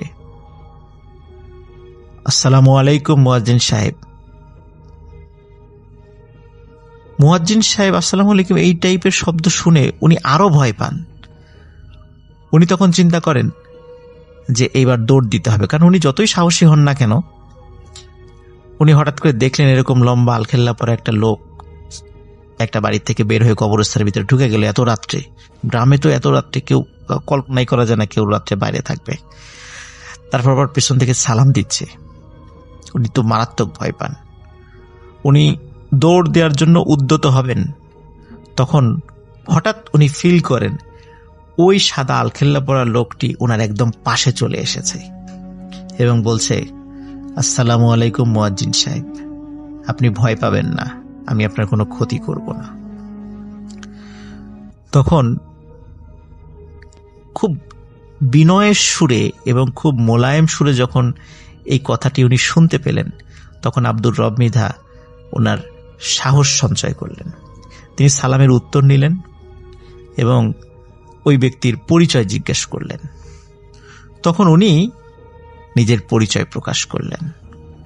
উনি বললেন যে আপনি যখন বেশ কিছু সমস্যার সম্মুখীন হয়েছিলেন, তখন যখন সেলিম হুজুরের কাছে এসেছিলেন, তখন সেলিম হুজুর যখন বলেছিল যে আপনি যদি আল্লাহর রাস্তায় ফিরে আসেন তাহলে এখন যে সমস্যাগুলো হচ্ছে সেগুলো হবে না। সেটি আসলে আমি সেলিম হুজুরকে প্রতিশ্রুতি দিয়েছিলাম যে হুজুর উনি যদি আল্লাহর রাস্তায় ফিরে আসে বা আল্লাহর রাস্তায় চলে আসে তাহলে ওনার নিরাপত্তার দায়িত্ব আল্লাহ যতটুকু আমাকে তৌফিক দান করেন আমি দেখব সেটা। আর এটাও ওই আলখেল্লা পড়ার লোকটি বলছেন যে আমি হচ্ছে একজন জিন। সেলিম হুজুর যখন মাদ্রাসা থেকে হাফেজি পাশ করে তখন থেকেই আমি সেলিম হুজুরের সাথে আছি এবং সেলিম হুজুরও জানে যে আমি তার সাথে থাকি। সেলিম হুজুর বিভিন্ন সময় বিভিন্ন মানুষের ট্রিটমেন্ট করেন, আমি আমার সাধ্য অনুযায়ী তাকে তার কাজে সাহায্য করার চেষ্টা করি। সেলিম হুজুর অনেক সময় কিছু দুষ্টু জিনেরও তদবির করেন, যার ফলে অনেক জিনও তার শত্রু হয়ে যায়, যার ফলে আমি তাকে পাহারা দেই যাতে অন্য কোনো জিনেরা তার ক্ষতি করতে না পারে। তো সেলিম হুজুরের সাথে আমি ছিলাম 20 বছর আর আপনার সাথে আমি ছিলাম 7 বছর। সেলিম হুজুর যখন মারা যান আমি তখন খুবই মনে কষ্ট পাই, কারণ ওনার কাছ থেকেও আমি অনেক কিছু শিখেছি। উনি আমার জন্য অনেক দোয়া করেছেন, আমিও তার জন্য দোয়া করেছি। কিন্তু উনি যেহেতু মারা গেছেন আর আপনি জীবিত আছেন, সুতরাং আপনার নিরাপত্তার দায়িত্ব কিন্তু আমার। আপনি কখনো ভয় পাবেন না, আমি ইনশাল্লাহ সবসময় আপনার সাথে থাকব। এই বলার পরে উনি সেখান থেকে আবারও সালাম দিয়ে চলে যান। এই ঘটনায় যদিও আব্দুর রব মৃধা বেশ ভয় পেয়েছিলেন, কিন্তু ভয় পেলেও মনে মনে আশ্বস্ত হয়েছিলেন যে না, একজন আল্লাহওয়ালা কামেল জিন আমার নিরাপত্তার দায়িত্বে আছে। এই ঘটনার পরে আব্দুর রব মৃধা প্রায় 7 বছর জীবিত ছিলেন। 2015 সালের দিকে উনি মারা গেছেন। উনি আমৃত্যু ওই মসজিদের মুয়াজ্জিন এবং খাদেম হিসাবে দায়িত্ব পালন করে গেছেন। ওই জিনের সাথে দেখা হওয়ার পরে তার মৃত্যু হওয়ার আগ পর্যন্ত আর কখনো তার সাথে কোনো খারাপ ঘটনাও ঘটেনি, আর ওই জিনকেও তিনি কখনো দেখতে পাননি। অদ্ভুত ব্যাপার হলো যে আব্দুর রব মৃধার যে পরিবার রয়েছে এখনো আজ পর্যন্ত তারাও কোনো খারাপ জিনিসও দেখেনি, কোনো ভালো জিনিসও এখনো দেখেনি, বিশেষ করে ওই জিনকেও সে দেখেনি। এখন কথা হচ্ছে প্রিয় লিসেনার্স, যে আব্দুর রব মৃধার সাথে কেন এই ঘটনাগুলো ঘটছিল। এই বিষয়ে ওই জিন আব্দুর রব মৃধাকে জানায় যে আপনার কি মনে আছে যে আপনার মায়ের সাথে অনেকগুলো জিন ছিল। আপনার মা যখন মৃত্যুশয্যায় তখন আপনাদেরকে ডেকে বলেছিল যে আমি তো মরে যাচ্ছি, কিন্তু এই জিনগুলো তোমাদের সাথে থাকতে চায়, ওরা যেতে চায় না, তোমাদেরকে ভালোবাসে। তখন আপনার অন্য সব ভাই বোন রাজি হলেও আপনি খুব তুচ্ছ তাচ্ছিল্য করেছিলেন, অনেক আজে বাজে কথা বলেছিলেন, এও বলেছিলেন যে ওদেরকে আর প্রয়োজন নাই, ওদেরকে বিদায় করে দাও, তুমি মরে যাও, তোমার সাথে সাথে ওদেরকেও নিয়ে যাও। এই ধরনের অনেক তুচ্ছ তাচ্ছিল্যমূলক কথা বলেছেন, যার কারণে ওই জিনগুলো আপনার প্রতি ক্ষিপ্ত ছিল। আপনি যতগুলো সমস্যায় পড়েছেন সবগুলোই ওদের দ্বারা সংগঠিত হয়েছে। আপনার ওদেরকে এভাবে তুচ্ছ তাচ্ছিল্য করে কথা বলা উচিত হয়নি। যেহেতু আমি আপনার সাথে ছিলাম, যার কারণে ওরা আপনাকে আর নতুন করে কোনো ক্ষতি করতে পারেনি। এইটাই ছিল আব্দুর রব মৃধার সাথে যে দুটো বড় বড় ঘটনা ঘটেছিল, বিশেষ করে জমিতে এবং উনি মাছ ধরার সময়। এটি ছিল সেই কারণ। প্রিয় লিসেনার্স, আব্দুর রব মৃধা উনি ইন্তেকাল করেছেন, আল্লাহ তাআলা তাকে জান্নাত নসিব করুক। সেলিম হুজুরকে আল্লাহ তাআলা জান্নাত নসিব করুক। আর ওই জিন এখন কোথায় আছে, কিভাবে আছে, বা আব্দুর রব মৃধার পরিবারের সাথেও আছে কিনা, এটা আমরা কেউ জানতে পারিনি। এটি ছিল ঘটনা। ঘটনাটা আমার 2019 সালের। আমার আপু অনার্স ফার্স্ট ইয়ারে তখন পড়তো। আমি সেই ইউনিভার্সিটির নামটি প্রকাশ করতে ইচ্ছুক নই। আমার আপুর অনেক আগের থেকেই প্রায় 7 বছরের একটি সম্পর্ক ছিল, আর সেটা কন্টিনিউ ছিল সেই সময়। হঠাৎ আপুর বিশ্ববিদ্যালয়ের একটি ছেলে আপুকে পছন্দ করে বসে, এবং এটা জানা সত্ত্বেও যে আপুর একটি সম্পর্ক রয়েছে, কিন্তু আপু সেটি প্রত্যাখ্যান করে দেয়। ঠিক তারপর থেকেই শুরু হয় কিছু কিছু ঘটনা। আপু ছেলেটাকে প্রত্যাখ্যান করার পর থেকেই ছেলেটা আপুর সাথে কন্টিনিউয়াসলি কথা বলতো বন্ধু হিসেবে। সেই সময় আপুকে শেয়ার করেছিল যে ছেলেটা ব্ল্যাক ম্যাজিক করত, এবং সেটা আগে করত, এখন ছেড়ে দিয়েছে। তাই আপু তাকে আর কিছু বলে নাই। হঠাৎ করে তার মধ্যে অনেক চেঞ্জ আমরা লক্ষ্য করতে পারি। আপুর সাথে আমরা কোনো রকম কথা বললে আপু হঠাৎ করে চিৎকার চেঁচামেচি করত, নর্মালি কথা বলতো না, চুপচাপ থাকতো। শুধু সেই বিশ্ববিদ্যালয়ের ছেলেটির সাথেই কথা বলতো ফোনে। তারপর আপুর যার সাথে সম্পর্ক ছিল সে আমার বাবা মাকে জানালো যে আপু নাকি সেই বিশ্ববিদ্যালয়ের ছেলেটির সাথে সম্পর্কে জড়িয়ে গেছে। তো আমার মা বাবা আমার আপুকে অনেক বোঝায় যে ছেলেটি ভালো না, তুমি এসব থেকে দূরে সরে আসো। কিন্তু আপু সেই ছেলের বিপক্ষে কোনো কথাই শুনতে পারত না। আমাদের আত্মীয় এবং অনেক স্বজনই আপুকে বোঝানোর চেষ্টা করেছে, কিন্তু আপু কোনো মতেই মানতে রাজি ছিল না। কয়েকদিন পর আমরা লক্ষ্য করি আপুর ঘাড়ের একটু নিচে আরবিতে কিছু একটা লেখা, কিন্তু সেটা একদমই বোঝা যাচ্ছিল না পরিষ্কার, কারণ সেই জায়গাটা পুরোপুরি একটু ডিফারেন্ট ছিল। মনে হচ্ছিল কেউ কোনো লোহার শিক দিয়ে সেই জায়গাটা পুড়িয়ে কিছু লিখে দিয়েছে, কিন্তু কোনো ব্যথা ছিল না। জ্বলতো ওই জায়গাটা, বেশ জ্বলতো। এরই মাঝে আমাদের একদিন নানুর বাড়ি যাওয়ার কথা ছিল, সাথে আমার ছোট খালামণিরও যাবার কথা ছিল। এটা শুধু আমরাই জানতাম, আর আমার আপুর সেই বিশ্ববিদ্যালয়ের ছেলেটাকে বলেনি এই বিষয়ে কিছু। কিন্তু নানু বাসায় যাওয়া হয়নি আর। তো রাতে যখন আপুর সাথে ওই ভাইয়ার কথা হয়, তখন আপু ওনাকে বলছিল যে তোমার ওই আন্টি তো আসেনি আজকে নানু বাসাতেই, তাই না? ওনার হাজবেন্ড কিছু প্রবলেম করেছিল তাই। তো আপু বলে আমি তো জানি না, আমার আম্মু আর আমার বোন গেছে নানুর বাসায়। তো আমরা বাসায় আসার পর আমাদের জিজ্ঞেস করে যে ওই আন্টি আসছিল। আমরা বলি যে না, আঙ্কেলের সাথে জানি কি প্রবলেম হয়েছিল তাই আসেনি। তখন আপু খুব অবাক হয়ে যায় যে ওই ছেলে কি করে জানলো। এমন আরো অনেক কথা যে আপু ওই ভাইয়ার সাথে শেয়ার করে নাই, কিন্তু সেই ভাইয়া জেনে গেছে। তো ভাইয়াটা আপুকে অনেক উইক করে ফেলেছে, তার প্রতি দুর্বল করে ফেলে, এবং 1-2 মাসের মধ্যে আপু তার প্রতি দুর্বল হয়ে যায়। ওই ছেলে চেয়েছিল আমাদের আপুকে সুইসাইড করে, এবং আপু যেন সুইসাইড করে। আর আমার আপু ট্রাইও করেছিল অনেকবার, কিন্তু কোনো না কোনো ভাবে সেটা আর হয়নি। ওই ভাইয়া এটা চেয়েছিল, কারণ একবার আপুকে বলেছিল যে তুমি যদি লাশ হয়ে মরে যাও তাহলে আমার 90 নাম্বার বলি পূরণ হবে আর আমার শক্তি বৃদ্ধি পাবে। 90 মানে 90তম তার বলিটা পূরণ হবে। তা আমার আপু তখন ব্ল্যাক ম্যাজিকে পজেস ছিল, তাই আপু অত গুরুত্ব দেয়নি তার কথার। একদিন আপু বাসায় একা ছিল, ছেলেটার সাথে কথা হচ্ছিল, তাদের প্রতিদিনই ঝগড়া লেগে থাকতো, আর আপু অনেক কাঁদতো তার জন্য। তো ওই দিনই এমন ঝগড়া হচ্ছিল, তো ঝগড়া এক পর্যায়ে ছেলেটা বলে যে শুধু তো বলস মইরা যাবি, মরস না কেন? আজকে তো তোর বাসায় কেউ নাই, যা মর্গে। আপু ভাবে হ্যাঁ এখন তো কেউ নাই বাসায়। আপু চাচ্ছিল এমন ভাবে সুইসাইড করতে যেন আম্মু আব্বু বুঝে এটা একটা অ্যাক্সিডেন্ট। তো আপু গ্যাস ছেড়ে দেয় আর জানালা অফ করে দেয় ঘরের। গ্যাস পুরো বাসায় হাই হয়ে ছেড়ে দেওয়া ছিল। আমাদের আগের বাসা ছোট হওয়াতে গ্যাস কিছুক্ষণের মধ্যেই পুরো ঘরে ছড়িয়ে পড়ে। আপু চুলার সামনে দাঁড়িয়েছিল, আগুন ধরাবে নিজের গায়ে, ঠিক তখনই আম্মু চলে আসে বাইরে থেকে।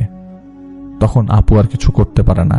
একবার আপু ওই ভাইয়ার কথাতে চোখ বন্ধ করে ব্যস্ত রাস্তাতেও হাঁটছিল, বাট আল্লাহর রহমতে সেবার বেঁচে গিয়েছিল। আপু একদিন ফাইনালি ডিসিশন নেয় যে সে সুইসাইড করবেই করবে। যেদিন করবে তার ঠিক একদিন আগে আমার আব্বু আম্মুকে নিজের কাছে ডাকে আর অনেক কিছু বুঝে বলে, কারণ আব্বু আগের থেকেই বুঝতে পেরেছিল কিছু একটা খারাপ হতে যাচ্ছে। তো আপু তারপর বুঝাতে পারলো আপু আর যাই করুক অ্যাটলিস্ট ওই ছেলের জন্য নিজে মরবে না। পরে আপুকে আস্তে আস্তে সেটা থেকে বাইরে নিয়ে আসা হয়।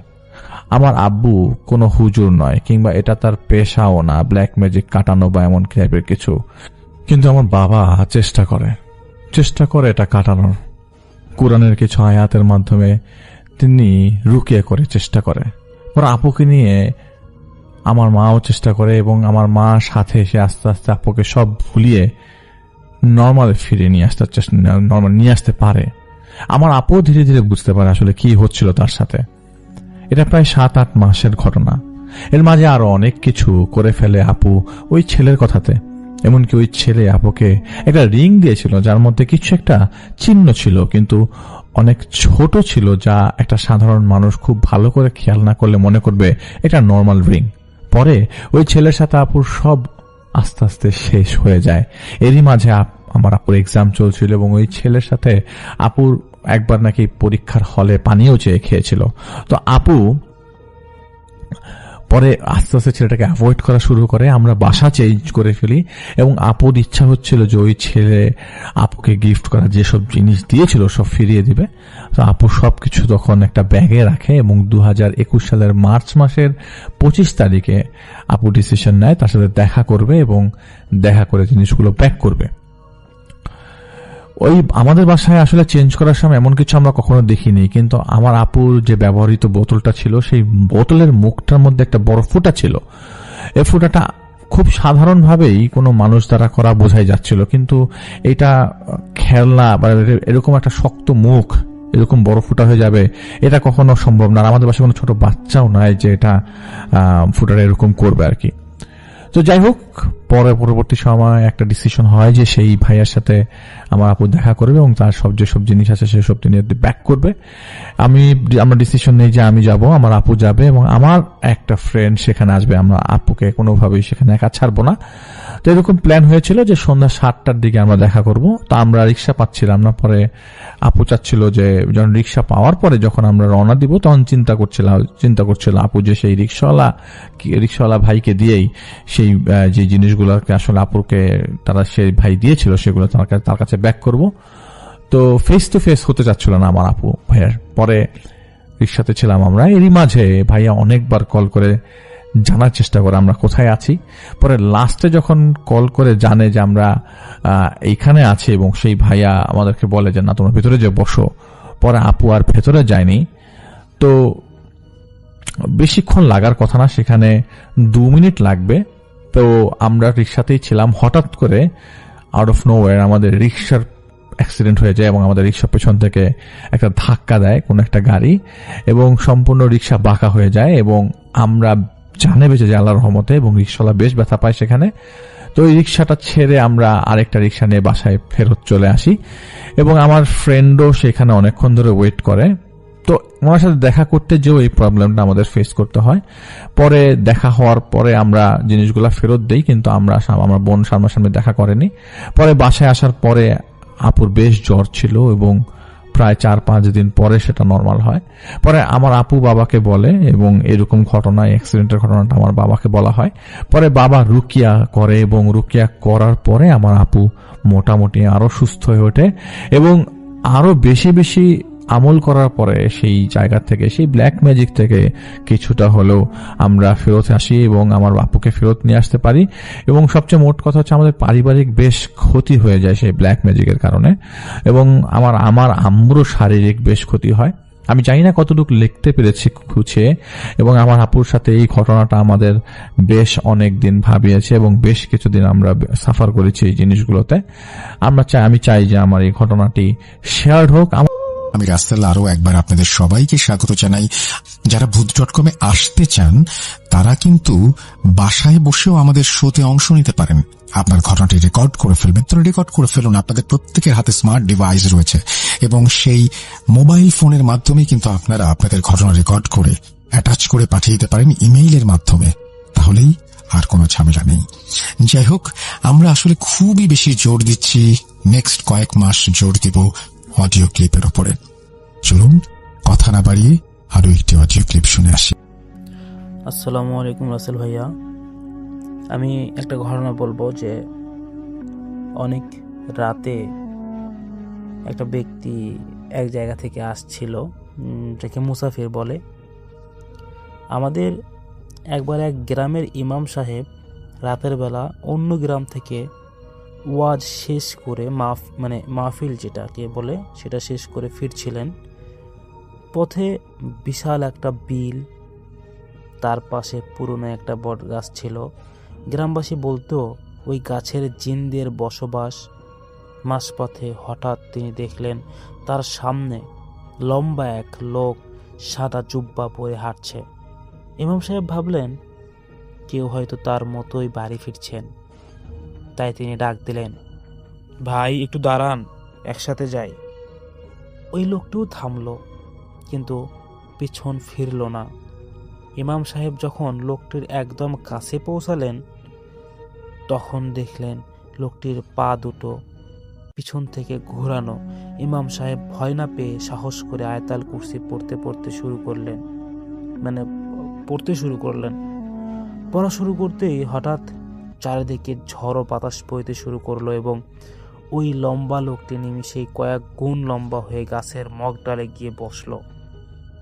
সেখান থেকে গম্ভীর এক আওয়াজ এলো, আজ বেঁচে গেলেন হুজুর, কারণ আপনার সাথে আল্লাহর কালাম আছে। চোখের পলকে সবকিছু শান্ত হয়ে গেল এবং লোকটি তাবিজের মতো মিলিয়ে গেল। এরপর ওই ইমাম সাহেব তিনি যখন সেই রাতে বাড়ি ফেরার প্রচণ্ড জ্বরে আক্রান্ত, বাসায় ফেরার পরে ইমাম সাহেব এগুলো দেখে প্রচণ্ড জ্বরে আক্রান্ত হলো। সবাই খুব চিন্তিত হয়ে পড়ল।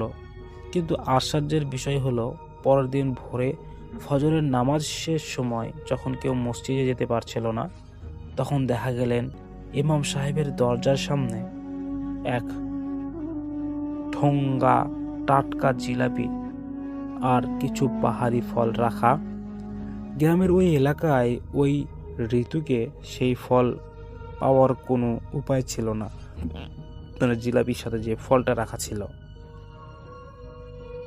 কয়েকদিন পর ইমাম সাহেব কিছুটা সুস্থ হয়ে যখন আবার সেই বট গাছের পথে দিয়ে যাচ্ছিলেন, তবে এবার কিন্তু রাতের বেলা নয়, এবার দিনের বেলা, তখন তিনি লক্ষ্য করলেন গাছের নিচটা একদম পরিষ্কার, যেন কেউ ঝাড়ু দিয়ে রেখেছে। হঠাৎ তিনি বাতাসের শোঁ শব্দ শুনতে পেল। এই শোঁ শব্দের মধ্যে স্পষ্ট একটা কথা শুনতে পেলেন, ভয় পাবেন না হুজুর, সেদিন আপনার সাহস দেখে আমরা খুশি হয়েছি।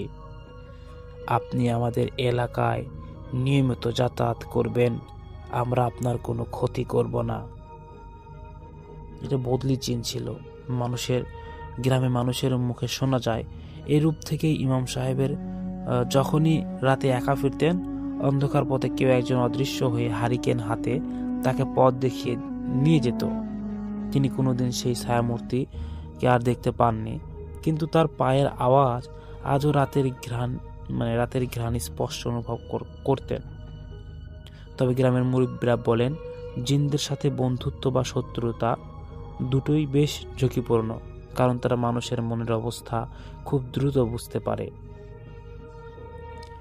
এই যে জিনটা ছিল, এই জিনগুলো ছিল ভালো এবং তারা চাই যে হুজুরকে সাহায্য করতে। এই জন্য তাকে ওই হুজুরটা অতটুকু সাহসী সেটা বোঝানোর জন্য তাকে ভয় দেখিয়েছিলেন। করিম একদিন চ্যালেঞ্জ করলেন যে ওই বটগাছের নিচে, ওই গ্রামের এক ব্যক্তি করিম, ওই বটগাছের নিচে এক রাতে তিনি একা কাটিয়ে দেবে। গ্রামবাসী ও বারণ করা সত্ত্বেও সে শুনল না। সে এক ধারালো দা আর টর্চ নিয়ে সে রাত 12টার দিকে গাছের তলায় গিয়ে বসলো। প্রথমে সবকিছু ঠিকঠাক ছিল, কিন্তু রাত যখন গভীর হলো, হঠাৎ চারপাশ থেকে একদম নিস্তব্ধতাকে ঘিরে ধরল। ঝিঝি পোকার ডাকও মানে শোনা যাচ্ছে না বললেই চলে, বন্ধ হয়ে গেছে একবারে। করিম এবার লক্ষ্য করলো গাছের উপর থেকে ছোট ছোট শুকনো ডাল তার গায়ে এসে পড়ছে। সে উপরের দিকে টর্চ মারতেই দেখলো গাছের একদম মগ ডালে কোনো মানুষ নেই, কিন্তু পাতাগুলো এমন ভাবে নড়ছে যেন বিশাল কোনো প্রাণী সেখানে বসে আছে। হঠাৎ করিমের নাকে এক বিরিয়ানির সুবাস। এই গভীর রাতে নির্জন বিলের ধারে বিরিয়ানির গন্ধ আসবে কোথা থেকে? সে দেখল গাছের শিকড়ে, ওই শিকড়ের উপর মাটির বাসনে চমৎকার ধোয়া, আবার খাবার সাজানো। করিমও ছিল প্রচণ্ড ক্ষুধার্ত, কিন্তু ইমাম সাহেবের কথা মনে পড়ায় সে খাবারে হাত দিল না। ঠিক তখনই তার কানের কাছে কেউ এসে বলল, খাও করিম খাও, তোমার জন্যই তো আনা হয়েছে। করিম ভয়ে দৌড় দিতে চাইল, কিন্তু তার পা মাটিতে একবারে গেঁথে গিয়েছে, সে নড়তে পারছে না। সে দেখল সামনে থেকে একজন মানুষ হেঁটে আসছে, যার অবয়ব ঠিক ইমাম সাহেবের মতো, কিন্তু কাছে আসতেই সেই ইমাম সাহেব সে দেখলো লোকটার কোনো ছায়া নেই, এবং চাঁদের আলোয় তার সবার ছায়া পড়লো, কিন্তু ওই ব্যক্তিটা ওই লোকটার কোনো কালো দাগ অর্থাৎ ছায়া নেই। সে বুঝতে পারলো এটা কোনো মানুষ নয়, বরং সেই জিনদের দলের একজন রূপ পরিবর্তন করে এসেছে। করিম তখন ভয়ে চিৎকার করে অজ্ঞান হয়ে গেল। পরদিন সকালে গ্রামবাসীরা তাকে গাছের নিচে আবিষ্কার করলো, তবে তার শরীরের কোনো আঘাতের চিহ্ন ছিল না, কিন্তু তার গায়ের জামাটা ছিঁড়ে একদম টুকরো টুকরো হয়ে গিয়েছিল। জ্ঞান ফেরার পথে করিম আর কোনোদিন ওই পথে হাঁটার সাহস করেনি। সে শুধু বলেছিল, ওরা আমাদের ক্ষতি করতে চায় না, কিন্তু ওদের সীমানায় কাউকে সহ্য করে না তারা। এরপর থেকে ওই গ্রামের মানুষ আর কখনোই ওই গাছ বা ওই বিল নিয়ে ঠাট্টা করেনি। তবে এখনো অনেকেই বলে যে অমাবস্যার রাতে সে বিলের ধারে নাকি আগুনের গোলা এক গাছ থেকে অন্য গাছে উঠতে দেখা যায়। এটা কিন্তু একটা বাস্তব ঘটনা। যাই হোক, আমি একটু ক্লিয়ার করি যে আগুনের গোলা কিন্তু আগুনের জিনেরা যখন এক জায়গা থেকে অন্য জায়গায় যায়, তখন কিন্তু ওরা বেশিরভাগ কোনো রূপ না নিয়ে তাদেরই ওই আগুনের দলা হয়ে তারা কিন্তু এক গাছ থেকে অন্য গাছে বা এক জায়গা থেকে অন্য জায়গায় যায়। আগের মানুষগুলো এগুলো খুব দেখতো আর কি সামনাসামনি। এরকম ঘটনা আরও আছে। আমার দাদা ছিল একজন, সে দাদা যখন প্রতিদিন ওই আমাদের জমিতে পানি দেওয়ার জন্য ডিপ মেশিন ছিল, তো ওই ডিপ মেশিন চালানোর দায়িত্ব ছিল, সারা রাত ভর চালাতে হতো। তিনি একবার এইরকম বাড়িতে রাত্রে 12টা কি 12:30টার সময় আসছিল, তো আবার ডিপ মেশিন তো জমির মধ্যে, তো তিনি খেয়াল বাসা থেকে আবার ওই ডিপের দিকে যাচ্ছে, যেটা পানি তোলে আর কি, যে কি অবস্থা, কোনো জমিতে পানি হইছে, আবার অন্য জমিতে লাইন দিতে হয় ড্রেনের। তো যাওয়ার পথে তিনি দেখে যে একটা জঙ্গল, বাঁশঝাড় যেটাকে বলে, ওই বাঁশঝাড় থেকে একটু দূরে ওই আমাদের ডিপ মেশিন, ওখানেই দাদা থাকবে। তো তিনি ওখানে যাইতেই দেখে একটা আগুনের বড় গোলা শাঁ করে এক জায়গা থেকে এক আড়া থেকে, আড়া বলতে বাঁশঝাড়, এক বাঁশঝাড় থেকে অন্য বাঁশঝাড়ে লাফিয়ে চলে গেল। লাফিয়ে বলতে গোল হয়ে, যেমন একটা সূর্য যেমন এক জায়গা থেকে আরেক জায়গায় যায়, ঠিক এইভাবে আস্তে আস্তে করে চলে গেছে। তো দাদা যখন ওটা দেখছে, দাদা তো বুঝতে পারছে এটা জিন। তো তিনি দাদা কোনো কিছু না করে লাইট বন্ধ করে তিনি আস্তে করে ওই ডিপের গেট খুলে ডিপের ঘরের ভিতরে মেশিনের পাশে খাট ছিল, ওই খাটে শুয়ে ঘুমায় গেছে। পরের দিন সকালে আসে আমাদেরকে এই ঘটনাটি বলেছিল, তাই আমি বিশ্বাস করলাম ঘটনাটি। যদি ভালো লাগে আপনাদের অবশ্যই শেয়ার করবেন। আমাদের এইরকম রিলেটেড আরও অনেক ঘটনা আছে, যদি পরবর্তীতে এইরকম জিনের ঘটনা শুনতে চান তাহলে আমাদেরকে কমেন্ট করবেন, আমরা এরকম বাস্তব ঘটনাগুলো নিয়ে হাজির হব আপনাদের কাছে। আজকের মতো এখানেই বিদায় নিচ্ছি। সবাই ভালো থাকবেন, সবাই সুস্থ থাকবেন। দেখা হচ্ছে নেক্সট কোনো ইমেল এপিসোডে। আসসালামু আলাইকুম। ঘটনাটি ঘটে আমার দাদার সঙ্গে। এই ঘটনাটি যখন ঘটে তখন আমার দাদা রেলওয়ের ইলেকট্রিশিয়ান হিসেবে কাজ করতেন। সাল মনে নেই দাদুর, তবে ঘটনাটা স্বাধীনতার আগের, অর্থাৎ পাকিস্তান আমলের। তো একদিন দাদু প্রতিদিনের মতো অফিসে গিয়ে হাজিরা দিয়ে আসে। কাজ প্রায় নেই বললেই চলে। মাসে 2-1 কাজ পড়ে বিদ্যুৎ লাইনের সমস্যা হলে। তবুও প্রতিদিন একবার হলেও স্টেশনে যেতে হতো হাজিরা দিতে, নইলে আবার কথা শুনতে হতো। তাই তিনি প্রতিদিন সন্ধ্যা 6টার দিকে একবার যেতেন। ওই দিনও তিনি 6টার দিকে হাজিরা দিয়ে আসেন, আর বৈদ্যুতিক লাইনগুলো একবার পরীক্ষা করে আসেন। কোনো সমস্যা নেই, তাই তিনি চলে আসেন বাড়িতে। বাড়িতে এসে খাওয়া দাওয়া শেষ করে 9টার দিকে শুতে যান। তখন আবার নাকি ঘড়ির এতটা ব্যবহার ছিল না। সমাজে উঁচু শ্রেণীর লোকদের ঘরে ঘড়ি দেখা যেত, আর সাধারণ মানুষ সময় দেখত আমাদের শহরের ঐতিহ্যবাহী আলী আমজাদের ঘড়ি দেখে বা তার ঘণ্টা শুনে। যেমন 9টা বাজলে ওই ঘড়ি 9টা ঘণ্টা দিত, ওই রকম ভাবে সাধারণ মানুষ সময় মাপত। দাদুর ঘরেও কোনো ঘড়ি ছিল না। আলী আমজাদের ঘড়ির আওয়াজ শুনে বুঝল 9টা বাজে, আর তিনি নাকি ঘুমিয়ে পড়েন। হঠাৎ তিনি ঘরের দরজায় আওয়াজ শুনতে পান, কেউ নক করছে। দাদু বলে ওঠেন, কে? বাইরে থেকে আওয়াজ আসে, আমি রশিদ। তিনি দাদুর বন্ধু। রশিদের কথা শুনে তিনি দরজা খুলে তাকে ভেতরে আসতে বলেন, কিন্তু তিনি ঘরে ঢোকেন না। বলেন, তুই আজ স্টেশনে গেছিলি? দাদু বলেন, হ্যাঁ, কেন বলতো? দাদুর বন্ধু বলে, আমার সাথে চল, পুরা স্টেশনে কারেন্ট নাই, কি সমস্যা হয়েছে দেখবি। তখন দাদু বলে, আমি তো 6টার দিকে দেখে আসলাম, কোনো সমস্যা নাই। দাদুর বন্ধু বলেন, কথা না বাড়িয়ে চল, তাড়াতাড়ি, অনেক রাত হয়েছে। তো দাদু আর কোনো কথা না বলে শার্টটা নিয়ে বেরিয়ে পড়েন। ওনার মা বলেন, কোথায় যাস এত রাতে? তিনি বলেন, আসছে, একটা কাজ আছে, বলেই তিনি বেরিয়ে পড়েন। যাওয়ার পথে তার বন্ধুকে অনেক প্রশ্ন করেন, কিন্তু তার কোনো উত্তর আসে না। দাদু মনে করেন বন্ধুর হয়তো কোনো কারণে মন খারাপ, তাই কিছু না বলে শুধু হাঁটছে। চারিদিক নিস্তব্ধ পথে শুধু 2 জন মানুষ, তাও আবার কোনো কথা নেই। পরিবেশটা নাকি খুব ভয়ঙ্কর ছিল। তো হঠাৎ দাদুর বন্ধু বলেন, আমাকে বাড়ি যেতে হবে, তুই যা, আমি পরে আসব। তখন দাদু বলে, এই রাতে আমি একলা যাব? বন্ধু বলে, যা না, কি হয়েছে, পথ তো তোর চেনা। বলে দাদুর বন্ধু অন্য রাস্তা দিয়ে বাড়ির দিকে রওনা হন। আর দাদু একলা হাঁটা শুরু করেন। তখন রাস্তাঘাট নাকি এতটা ভালো ছিল না, পাকা রাস্তা প্রায় নেই বললেই চলে, শুধু শহরের প্রধান রাস্তাগুলো পাকা। তো দাদু যে পথ দিয়ে যাচ্ছিলেন সেটা ছিল মেঠো পথ। হাঁটতে হাঁটতে একটু দূরে হঠাৎ চোখ পড়ে একটা বড় বাড়ির দিকে, যাতে একটা বড় সাইনবোর্ডে লেখা শ্রী হট রেলওয়ে স্টেশন। তিনি তো অবাক, মনে মনে বললেন, এই স্টেশন কোত্থেকে এলো? তিনি প্রতিদিনই রাস্তা দিয়ে যেতেন, কিন্তু কোনো স্টেশন এখানে তিনি দেখেননি, বরং ওই জায়গায় ছিল একটা স্কুল। হঠাৎ একটা অস্বাভাবিক জিনিস দেখে তিনি একটু ভয় পেলেও তিনি যেহেতু রেলওয়ের ইলেকট্রিশিয়ান ছিলেন, তাই তিনি ভাবলেন একটু ভেতরে গিয়ে দেখে আসি। তখন হঠাৎ আলী আমজাদের ঘড়ির আওয়াজ শোনা যায়।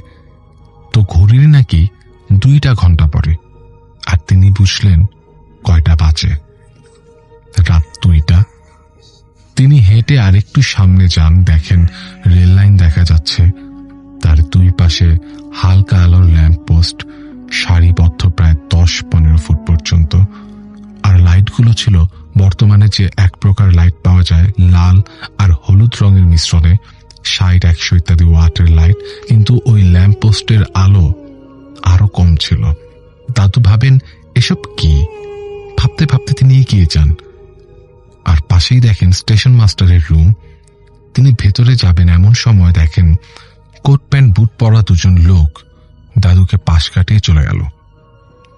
যদিও দাদুরা ওই সময় লুঙ্গি, ফতুয়া ইত্যাদি পরতেন, তো এই পোশাকে লোকগুলোকে দেখে দাদু আরো অবাক হলেন।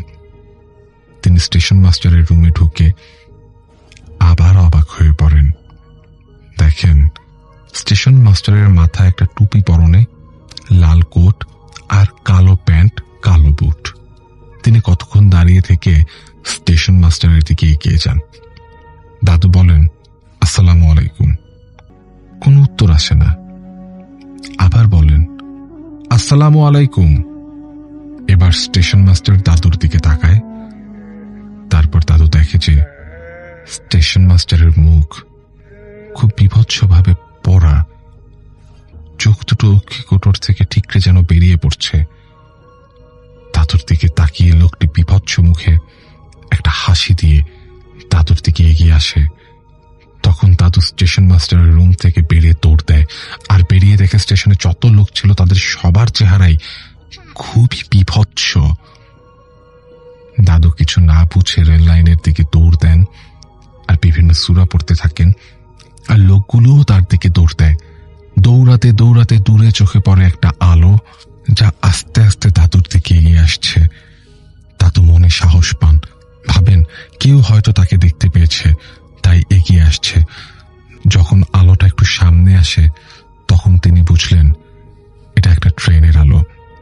ট্রেন দেখে দাদু রেল লাইন থেকে সরে যেতে চেষ্টা করলেন, কিন্তু পারলেন না, বরং দাদুর পায়ের গতি আরো বেড়ে গেল। হঠাৎ ট্রেন এসে দাদুর উপর দিয়ে চলে যায়, কিন্তু দাদুর কিছুই হয়নি। দাদুর কাছে মনে হলো এটা সে নিজে নয়, তার ছায়া। আবার পেছনে তাকিয়ে দেখে লোকগুলো এখনো পিছু ছাড়েনি। তিনি দৌড়াতেই থাকেন, দৌড়াতেই থাকেন। এমন সময় তার কানে আসে ফজরের আজানের ধ্বনি, আর আস্তে আস্তে সব পরিবর্তন হতে থাকে। স্টেশন নেই, ট্রেন নেই, পেছনের লোকগুলোও নেই। দাদু তবুও কিছু না ভেবে দৌড়াতেই থাকেন, আর হঠাৎ পড়ে যান। তারপর আর তার কিছুই মনে নেই। পরদিন সকালে দাদু দেখেন তার ঘরে শুয়ে আছেন, আর দাদুর মা কান্নাকাটি করছেন। পাশে বসে আছে পাড়ার মসজিদের ইমাম, যে নামাজ পড়ে ফেরার সময় দাদুকে রাস্তার পাশে পড়ে থাকতে দেখে। জ্ঞান ফেরার পর সব কথা তিনি খুলে বলেন ইমাম সাহেবকে, আর জানতে চান কেন এমন হলো। ইমাম সাহেব এর কোনো উত্তর দিতে পারেননি, তবে একটা তাবিজ তিনি দাদুকে দিয়ে সব সময় এটা গায়ে রাখতে বলেন। তারপর দাদু আরো মানুষের সাথে শেয়ার করেন, কিন্তু কেউ কোনো উত্তর দিতে পারেনি। গত 7 বছর হয়েছে দাদু মারা গেছেন, কিন্তু সেদিন কি হয়েছিল সেটার উত্তর এখনো আমার অজানা। আসসালামু আলাইকুম রাসেল ভাইয়া। আশা করি আজকের এত শত ঘটনার মাঝেও যে এই ঘটনাটি সিলেক্ট করেছেন, তার মানে আজকের ঘটনাটি অবশ্যই সবার কাছে ভালো লাগার কথা। চলুন আমি সরাসরি ঘটনায় যাই। আমাদেরকে এই ঘটনাটি দিয়েছেন আরিয়ান আহমেদ। তিনি ঘটনার নাম লিখেছেন রক্তলিপির অভিশাপ। আসলে ভাইয়া ঘটনাটি এভাবে শুরু করেছে যে পুরনো ডায়েরির হলদেটে পাতায় লুকিয়েছিল এমন এক তৃষ্ণা যা 100 বছরেরও মেটেনি। একটি ভুল উচ্চারণ আর এক ফোঁটা কৌতূহল যখন নির্জীব বস্তুর ভিতরে সঞ্চার করে পৈশাচিক প্রাণ, তখন নিজের ছায়া হয়ে ওকে আঘাত করে এবং নিজের ছায়াও হয়ে ওঠে ঘাতক। আজ রাতে আপনার ঘরের দেওয়ালগুলো যদি হঠাৎ শ্বাস নিতে শুরু করে, তবে জানবেন পালানোর কোনো আর পথ নেই। তিনি লিখেছে, মেসবাড়িটা শহরের একদম শেষ প্রান্তে, যেখানে রাস্তার ল্যাম্পপোস্টগুলো সারা রাত শুধু টিম টিম করে জ্বলে। শুভ এই রুমটাতে ওঠার 3 দিনের মাথায় আলমারির ওপরের ধুলোমাখাই স্তূপ থেকে নীল চামড়ার মলাট দেওয়া ডায়েরির পাতা, মানে ওই ডায়েরিটা পায়। ডায়েরিটা সাধারণ ছিল না।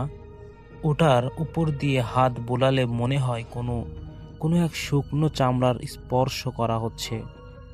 ভিতরে কোনো নাম ছিল না, শুধু প্রথম পাতায় লেখা ছিল মৃতের সংলাপ।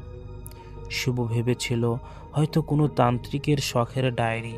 কৌতূহলী মনে সে মাঝখানের এক পাতা উল্টাতেই সেই ডায়েরির ভিতরে দেখল লাল কালিতে লেখা কিছু অদ্ভুত শব্দ। ভাষাটা বাংলা হলেও শব্দের বিন্যাস ছিল বিবৃত। সে নিছক কৌতূহল বসে শব্দগুলো জোরে জোরে এবং বিড়বিড় করে পড়তে শুরু করলো। অস্তিহীনং প্রাণং কষ্টং পাশং স্পন্দিতিং কি জানি লেখা ছিল। এই মন্ত্রটা অর্ধেক ছিল। শেষের লাইনটা উই পোকা খেয়ে ফেলেছে। শুভ হাসল, কিন্তু তার হাসির শব্দটা ঘরের দেয়ালে ধাক্কা খেয়ে কেমন যেন ভারী হয়ে ফিরে এলো।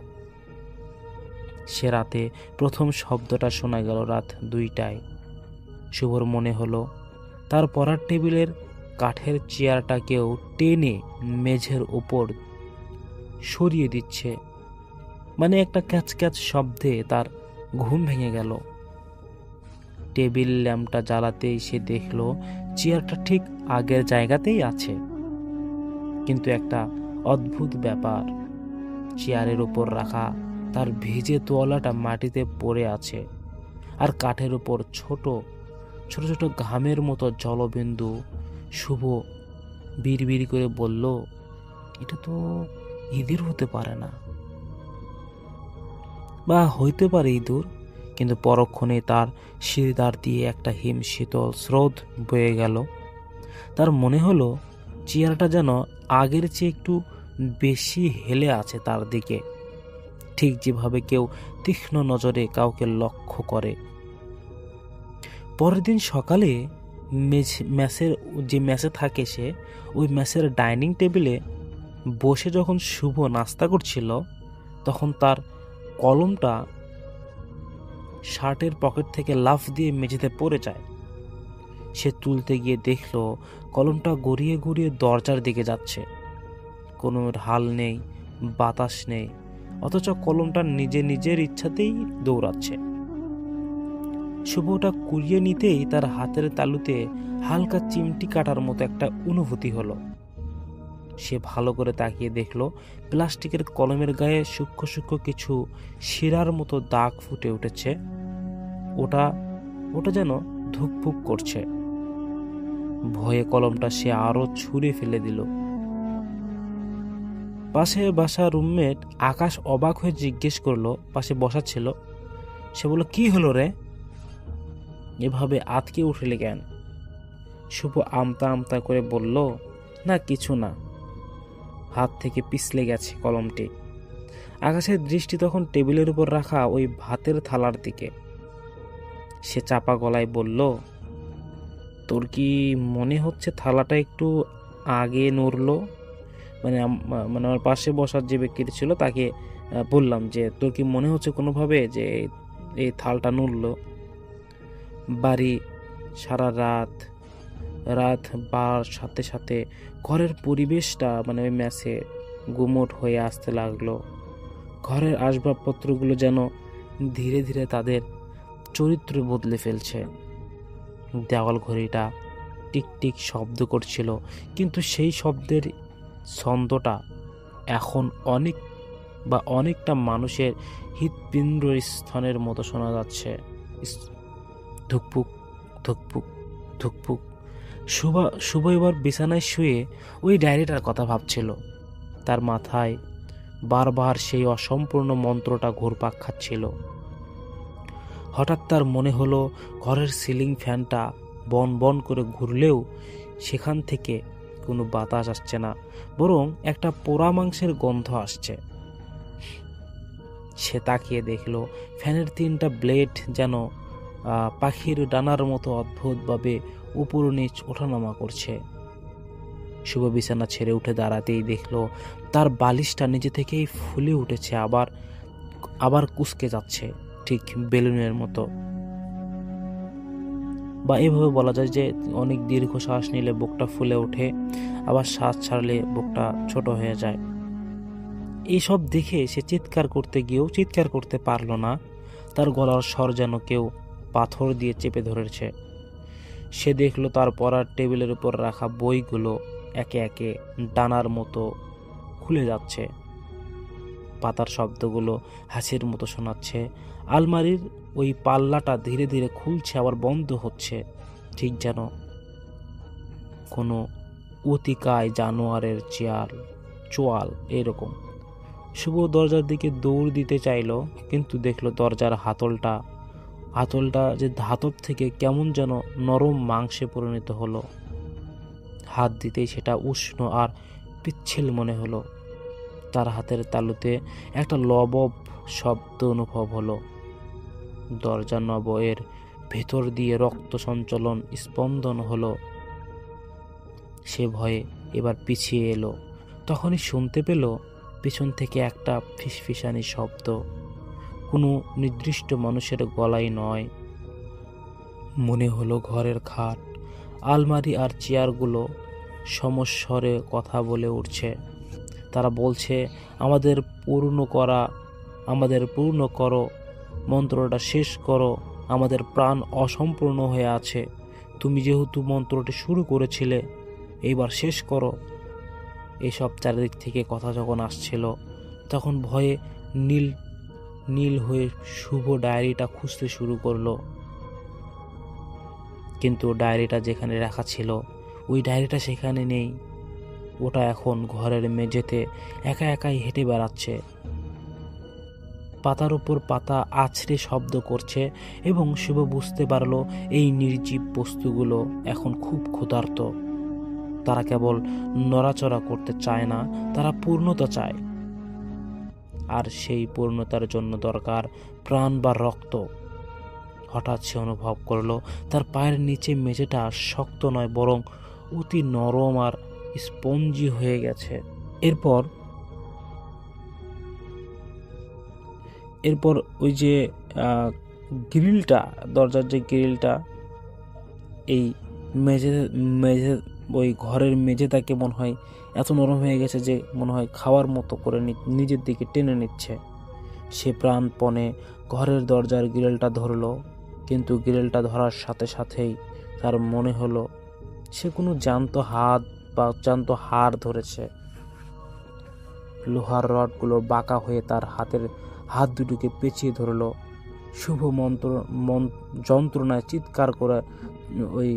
চিৎকার করে ওই মানে যে তার সাথে এইরকম অশুভ কাজ করছে, ভয় দেখাচ্ছে, নিয়ে যাওয়ার চেষ্টা করছে, গিলে খাওয়ার জন্য গ্রাস করার চেষ্টা করছে।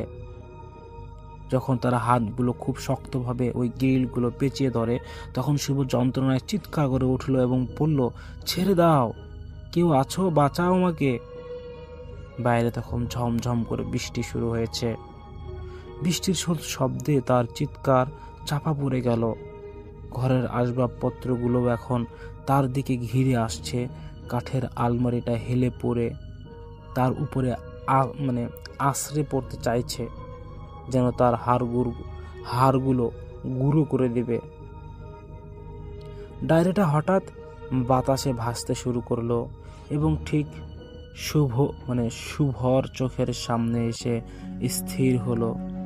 সেই উই পোকায় খাওয়া ছেঁড়া পৃষ্ঠাটা এখন রক্তবর্ণ ধারণ করছে। সেখানে নতুন করে অক্ষর ফুটে উঠছে। শুভ ঝাপসা চোখে দেখলো ডায়েরির পাতা থেকে একটা কালো তরল চুইয়ে পড়ছে মেঝেতে, আর সেই তরল থেকে জন্ম নিচ্ছে এক কুৎসিত ছায়া।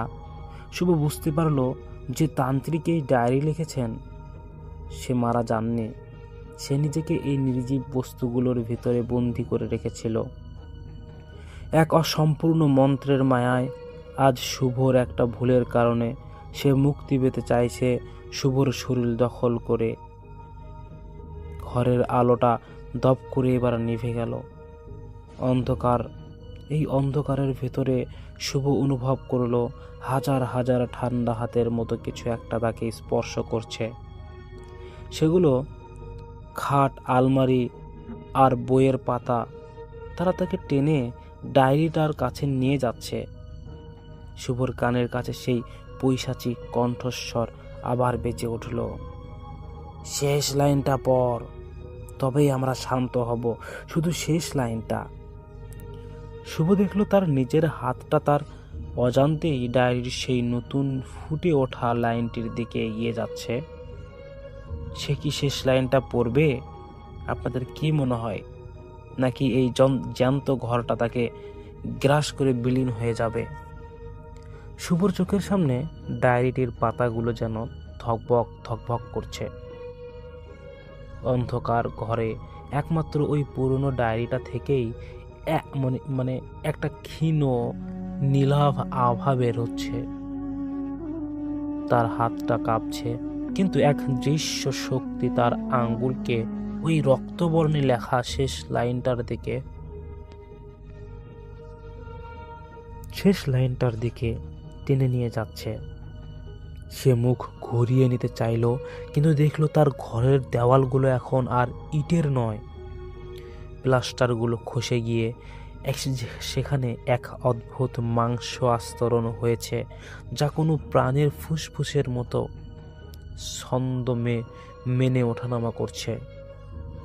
সারা ঘরে এক তীব্র ভ্যাপসা গন্ধ, ঠিক যেমনটা অপারেশন থিয়েটারে কাটা রক্ত আর পচা মাংসের সংমিশ্রণে পাওয়া যায়।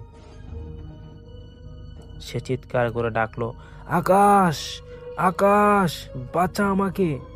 কিন্তু তার নিজের গলা দিয়ে নিজেই মানে মানে এমনভাবে কথা বের হচ্ছে যাতে নিজেই শুনতে পাচ্ছে না, এবং নিজের গলা দিয়ে বেরিয়ে এলো এক অদ্ভুত ঘরে আওয়াজ, যেন তার কণ্ঠনালীর ভিতর কেউ বালি ভরে দিয়েছে। হঠাৎ সে দেখলো দরজার পাশে রাখা তার পড়ার টেবিলের ল্যাম্পটা জ্যান্ত হয়ে উঠেছে। ওটার তারগুলো সাপের মতো আঁকাবাঁকা হয়ে মেঝেতে কিলবিল করছে, এবং ওই ল্যাম্পের বাল্বটা এখন এক বিশাল চোখের মতো শুভর দিকে তাকিয়ে আছে। সেই চোখের মনিটা টকটকে লাল। ল্যাম্পটা অদ্ভুত এক যান্ত্রিক গলায় বলে উঠল, আকাশ, এইবার আকাশ আর আসবে না। আকাশ এখন ঘুমের দেশে। আমরা এখন একাই, তুই আর আমরা।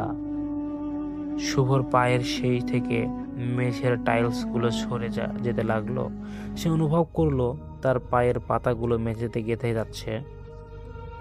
নিচের সিমেন্ট আর বালু এখন কাদার মতো নরম, কিন্তু সেই কাদা অত্যন্ত গরম। সে দেখলো তার ঘরের কাঠের আলমারিটা ধীরে ধীরে তার দিকে এগিয়ে আসছে। আলমারির পাল্লা দুটো বারবার খুলছে আর বন্ধ হচ্ছে, ঠিক যেন কোনো অতিকায় জানোয়ারের চোয়াল থেকে চিবিয়ে খাওয়ার জন্য লালা ঝরাচ্ছে। আলমারির ভিতর থেকে শুভর নিজের একটা শার্ট বেরিয়ে এলো, কিন্তু সেটা আর শার্ট নেই।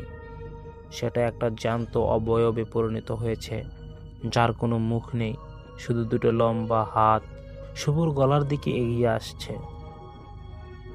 শুভ দেয়ালে পিঠ ঠেকিয়ে দাঁড়ালো, কিন্তু দেয়ালটা এখন আর শক্ত নেই। দেয়ালটা যেন এক বিশাল মানুষের পিঠ, যা ঘামছে। শুভ হাত দিতেই তার হাতের চেটোয় চটচটে রক্ত লেগে গেল। সে পাগলের মতো কাঁদতে শুরু করলো, আমি কি ভুল করেছি? আমি শুধু কয়েকটা শব্দই তো পড়েছিলাম, প্লিজ আমাকে ছেড়ে দাও।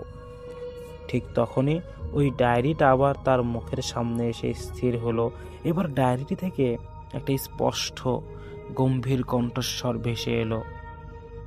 সেই কণ্ঠে কোনো মায়া নেই, আছে শুধু এক পৈশাচিক আনন্দ। তুই প্রাণ দিয়েছিস শুভ আমাদের। অসম্পূর্ণ মন্ত্র দিয়ে তুই আমাদের ঘুম ভাঙিয়েছিস। এখন হয় তুই আমাদের পূর্ণ করবি, নয়তো তুই নিজেই আমার অংশ হয়ে যাবি। শুভর মনে হলো তার শরীরের ভিতর থেকে কেউ হাড়গুলো টেনে বের করে নিচ্ছে।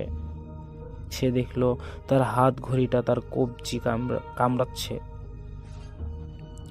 ধাতব চেইনটা তার চামড়া ভেদ করে ঢুকে যাচ্ছে। ঘড়ির কাঁটাগুলো তীরের মতো তার মাংসে বাজছে। যন্ত্রণায় শুভ মেঝেতে লুটিয়ে পড়ল, এবং মেঝের সেই মাংসসল অংশটা তাকে আষ্টে পৃষ্ঠে জড়িয়ে ধরল। সে ডায়েরিটা সেই শেষ পাতাটার দিকে তাকালো, এবং সেখানে ঝাপটা অক্ষরে ফুটে উঠেছে শেষের লাইন, দেহিং যাত্রী প্রাণিং বিস্তে। যাই হোক, আমি এগুলো উচ্চারণ করতে চাই না, এরকম একটি মন্ত্র। এটা পড়লেই সব থেমে যাবে সে বলেছে। ঘরের কোণে রাখা একটা তার গিটারটা হঠাৎ বেসুরা সুর বাজিয়ে উঠল।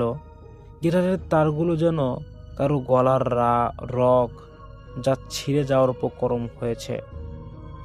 শুভ ভাবল হয়তো এটাই মুক্তির পথ।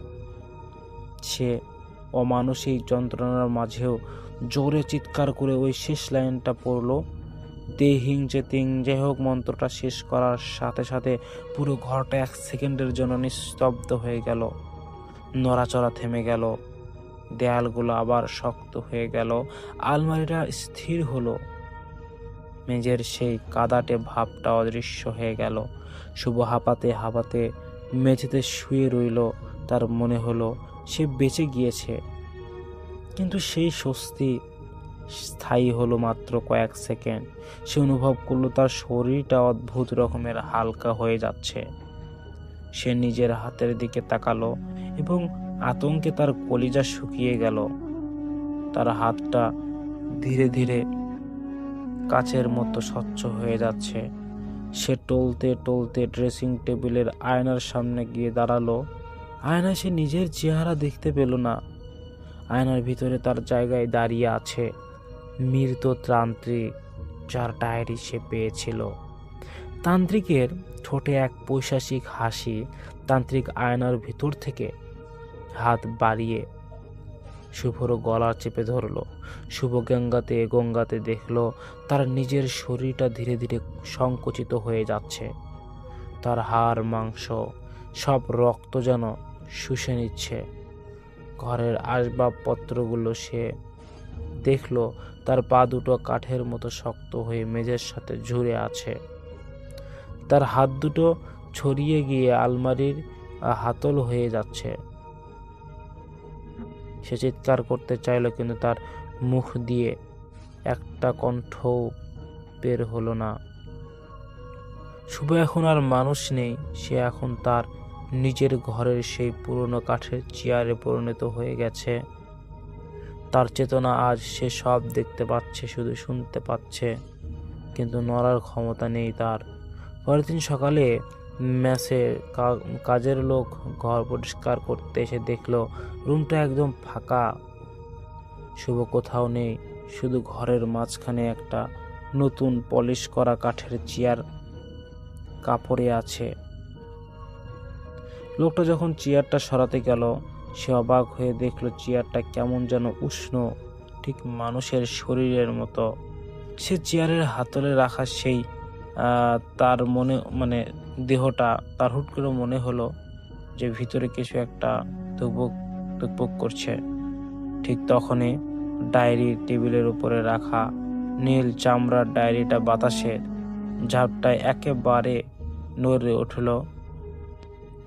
ডায়েরির একদম শেষ পাতায় শুভর হাতের লেখায় এক নতুন লাইন যোগ করে দেওয়া হয়েছে, আমি এখন এখানেই আছি, প্রতিটা কাঠে, প্রতিটা দেয়ালে। পরবর্তী ঘটনার জন্য অপেক্ষায়। এই ম্যাচের ঘটনা জানালাটা হঠাৎ দম করে বন্ধ হয়ে গেল। যদিও বাইরের তখন কোনো বাতাস ছিল না। ঘরে তখন শুধুমাত্র একজোড়া অদৃশ্য চোখের তীক্ষ্ণ চাহনি আর কাঠের আসবাবপত্রের ভিতরে চাপা এক কান্নার শব্দ গুমুর মারছে। আপনার আপনার ঘরের চেয়ারটি কি এই মুহূর্তে একটু নড়ে উঠলো নাকি? সত্যি জানাবেন। এই ছিল আজকের আমার ঘটনা রাসেল ভাইয়া। যদি ভালো লাগে তাহলে অবশ্যই শেয়ার করবেন। ঘটনাটি বাংলাদেশ কারণে আনক্লিয়ার ঘটনা, অনেক জায়গায় কাপাকাপি করেছি, কিন্তু ঘটনাটি আমার বেশ ভালো লেগেছে বলেই পড়েছি। যদি আপনাদের ঘটনাটি ভালো লাগে তাহলে অবশ্যই শেয়ার করবেন। ধন্যবাদ। আসসালামু আলাইকুম। ধন্যবাদ প্রিয় লিসেনার, যারা সম্পূর্ণ ঘটনাগুলো শুনলেন। আমরা প্রতিদিন টপ ভূত এফএম চ্যানেলের মাধ্যমে আপনাদের চাহিদা অনুযায়ী ভয়ঙ্কর সকল ঘটনাগুলো আমরা বাছাই করে ঘটনার যেগুলো খুব ভালো ঘটনা, এগুলো কিন্তু আমরা তুলে ধরি এই চ্যানেলের মাধ্যমে। আমরা প্রতিনিয়ত এই চ্যানেলের মাধ্যমে রাত 10টার দিকে ঘটনা পাবলিশ করি। অনেকেই কিন্তু আমাদের এই টপ ভূত এফএম চ্যানেলটি সাবস্ক্রাইব করে রেখেছেন শুধুমাত্র বাছাই করা ঘটনাগুলো শোনার জন্য। আপনাদের আজকের এই বাছাই করা ঘটনাটি কেমন লাগলো তা আমাদের কমেন্ট করে জানাবেন। আমরা চেষ্টা করি সর্বদাই ভয়ঙ্কর সকল ঘটনাগুলো খুঁজে খুঁজে বের করে আমরা আপনাদের সামনে তুলে ধরব, আর আপনাদেরকে একটা ভয়ঙ্কর থমথমে পরিবেশের ভিতরে নিয়ে যাব আমাদের ঘটনা দ্বারা। আমরা সবসময় চাই আমরা এমন ঘটনা সিলেক্ট করব যাতে সেই ঘটনাগুলো শুনে আপনাদের খুবই খুবই ভয় পান এবং মনে করবেন যে ঘটনা শুনবেন আর মনে করবেন এই বাস্তব ঘটনাগুলো আপনারই চারপাশে বা আপনার সাথে ঘটে গিয়েছে। আমার এই চ্যানেলে যারা সাবস্ক্রাইব করেছেন তারা সবাই ভূত এফএমকে অনেক অনেক বেশি ভালোবাসেন। আপনাদের সবার রিকোয়েস্টে আমরা প্রতিদিন রাত 10টায় প্রতিদিন ঘটনা নিয়ে হাজির হচ্ছি। অনেকেই আমাদেরকে অনেক কমেন্ট করে থাকেন যে ভাইয়া ভূত এফএম না শুনলে ঘুম হয় না। অনেকেই লেখেন ভাইয়া ভূত এফএম খুবই ভালো লাগে। অনেকেই বলছেন অনেক আগে থেকে ভূত এফএম শুনছিলেন, মাঝখানে ভূত এফএম পাননি। আবার আমি যে বাছাই করা ঘটনাগুলো ভূত এফএম ভাবে চালিয়ে যাচ্ছি, আপনাদের খুবই খুবই ভালো লাগছে বিষয়টি। এবং আপনারা অনেকেই বলছেন যে আবারও ভূত এফএম খুঁজে পেয়েছি আমরা আপনার মাধ্যমে। আপনি এইভাবে ঘটনাগুলো চালিয়ে যান ভাইয়া, আপনার ঘটনাগুলো খুবই ভালো হয়। আমরা প্রতিনিয়ত আপনাদেরকে ঘটনা দেব, এই আস্থা রাখবেন ইনশাআল্লাহ। টপ ভূত এফএম আপনাদের চাহিদা বুঝে এবং আপনারা টপ ভূত এফএমকে অনেক বেশি ভালোবাসছেন। আগের থেকে অনেকেই টপ ভূত এফএমকে যেভাবে ভালোবাসছেন, আমি আলহামদুলিল্লাহ খুবই ভালো লাগছে। লিসেনার্স, আপনারা যদি আমাদেরকে এইরকম ঘটনা সাজেস্ট করেন যে আপনার সাথে ঘটে গিয়েছে এমন কোনো ভয়ঙ্কর ঘটনা, আপনারা নির্দ্বিধায় সেই ঘটনাগুলো আমাদেরকে পাঠাতে পারেন। আমরা সবসময় একটু সত্য ঘটনা বা সত্য ঘটনার মতো কোনো ঘটনা যদি ঘটে যায় কারো জীবনে, তাহলে সেই ঘটনাগুলো আমাদেরকে দিলে আমাদের অডিয়েন্সগুলো সেই ঘটনাগুলোকে অনেক অনেক বেশি প্রায়োরিটি দেয় এবং তারা ঘটনাগুলো শোনে। লিসেনার্স, আমরা আপনাদেরকে যা বলতে চাই যে আপনারা আমাদেরকে ঘটনা দেন, আমরা ঘটনাগুলো আপনাদেরকে পড়ে শোনাবো, কিন্তু একটু ভালো এবং একটা আমার অডিয়েন্সগুলো যেন ভয়ঙ্কর একটা পরিস্থিতির মধ্যে যেতে পারে বা চিন্তা ভাবনা করতে পারে যে আপনি যে ঘটনাগুলো দিচ্ছেন সেই ঘটনা পড়লে যেন তাদের ভালো লাগে। ইভেন্ট যদি ভালো না লাগে এই ঘটনা আপনিও পছন্দ করবেন না। সবাই চায় যে একটা সত্য ভয়ঙ্কর ঘটনা চাই। তো সব শেষে আমার একটা কথা থাকবে, আপনারা আমাদেরকে যে ঘটনাগুলো দেবেন আমরা সাথে সাথে ঘটনাগুলো পাবলিশ করব। টপ ভূত এফএম চ্যানেলটি এই সুযোগ সুবিধা আপনাদেরও রেখেছে। আমরা বর্তমানে এখন ডক্টর আলিফ ভাইয়ের ঘটনা, আফরান ভাইয়ের ঘটনা এবং বাবু ভাইয়ের ঘটনা, সাইদ আলম ভাইয়ের ঘটনা, সবার ঘটনা দেই। বিশেষ করে আফরান ভাইয়া তাদের এলাকার ঘটনাগুলোকে, গ্রামের বাস্তব ঘটনা, পুকুর কেন্দ্রিক, বিভিন্ন পুরনো মসজিদ কেন্দ্রিক, আবার দেখা যায় যে পুরনো মসজিদের পিছনে ঘটে যাওয়া জিনের ঘটনাগুলো, আবারও অনেকেই তিনি সজীব ভাইয়ের দ্বারা অনেক ঘটনা কালেক্ট করে নেন। তিনি রাজবাড়ির ঘটনা অনেক অনেক বলেছেন। ডক্টর আলিফ ভাইয়া বিভিন্ন ডক্টরদের সাথে ঘটে যাওয়া ভয়ঙ্কর ঘটনা, যেমন পোস্টমর্টেমের কোনো ডোম, তাদের সাথে ঘটে যাওয়া ঘটনাগুলো তিনি শোনেন, তাদেরকে ডেকে ডেকে তাদের ঘটনাগুলো শোনার খুব ভালোভাবে পর্যবেক্ষণ করেন। তারা ডক্টর, তো তারা ডোমেরা অনেকেই অনেক ঘটনা তাদেরকে বলে। তো রাসেল ভাইয়ের অনুপ্রেরণায় ডক্টর আলিফ ভাই সেই ঘটনাগুলো খুব সুন্দর করে উপস্থাপন করে, আপনাদের অনেক ভালো লাগে আমি জানি। এদিকে হাফেজ মঈনুদ্দিন ভাইয়া আছেন, তিনি কিন্তু সর্বদাই মানুষের সাথে ঘটে যাওয়া বিভিন্ন কালো জাদুর ঘটনা, কিভাবে সমস্যার সমাধান হয় বা কিভাবে মানুষ কালো জাদু ঘটনা করে তার দ্বারাই সমস্যার সমাধান করছে, তার কাছে বিভিন্ন কবিরাজি বিভিন্ন তন্ত্র মন্ত্র করে, তাদের নাম্বার আছে, তিনি তাদেরকে সবাইকে দিয়ে এই বিষয়ে হেল্প করেন। সাবিত আলম ভাই অনেক কালেক্টেড ঘটনা পড়েন, তিনি যে ঘটনাগুলো নিয়ে আসে তার ঘটনা খুবই ভালো লাগে।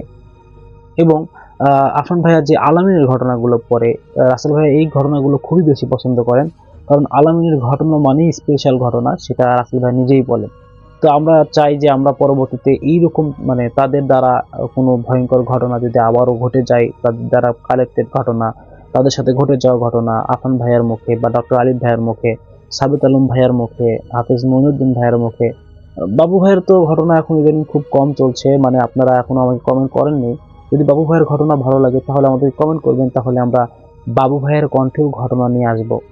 তো আমি আজকের মতো এখানে বিদায় নিতে চাচ্ছি। পরবর্তীতে দেখা হবে আপনাদের সাথে আগামীকাল নতুন কোনো ভয়ঙ্কর সকল বাছাই করা ঘটনা নিয়ে, অথবা আপনাদের সাথে ঘটে যাওয়া কোনো বাস্তব ঘটনা নিয়ে।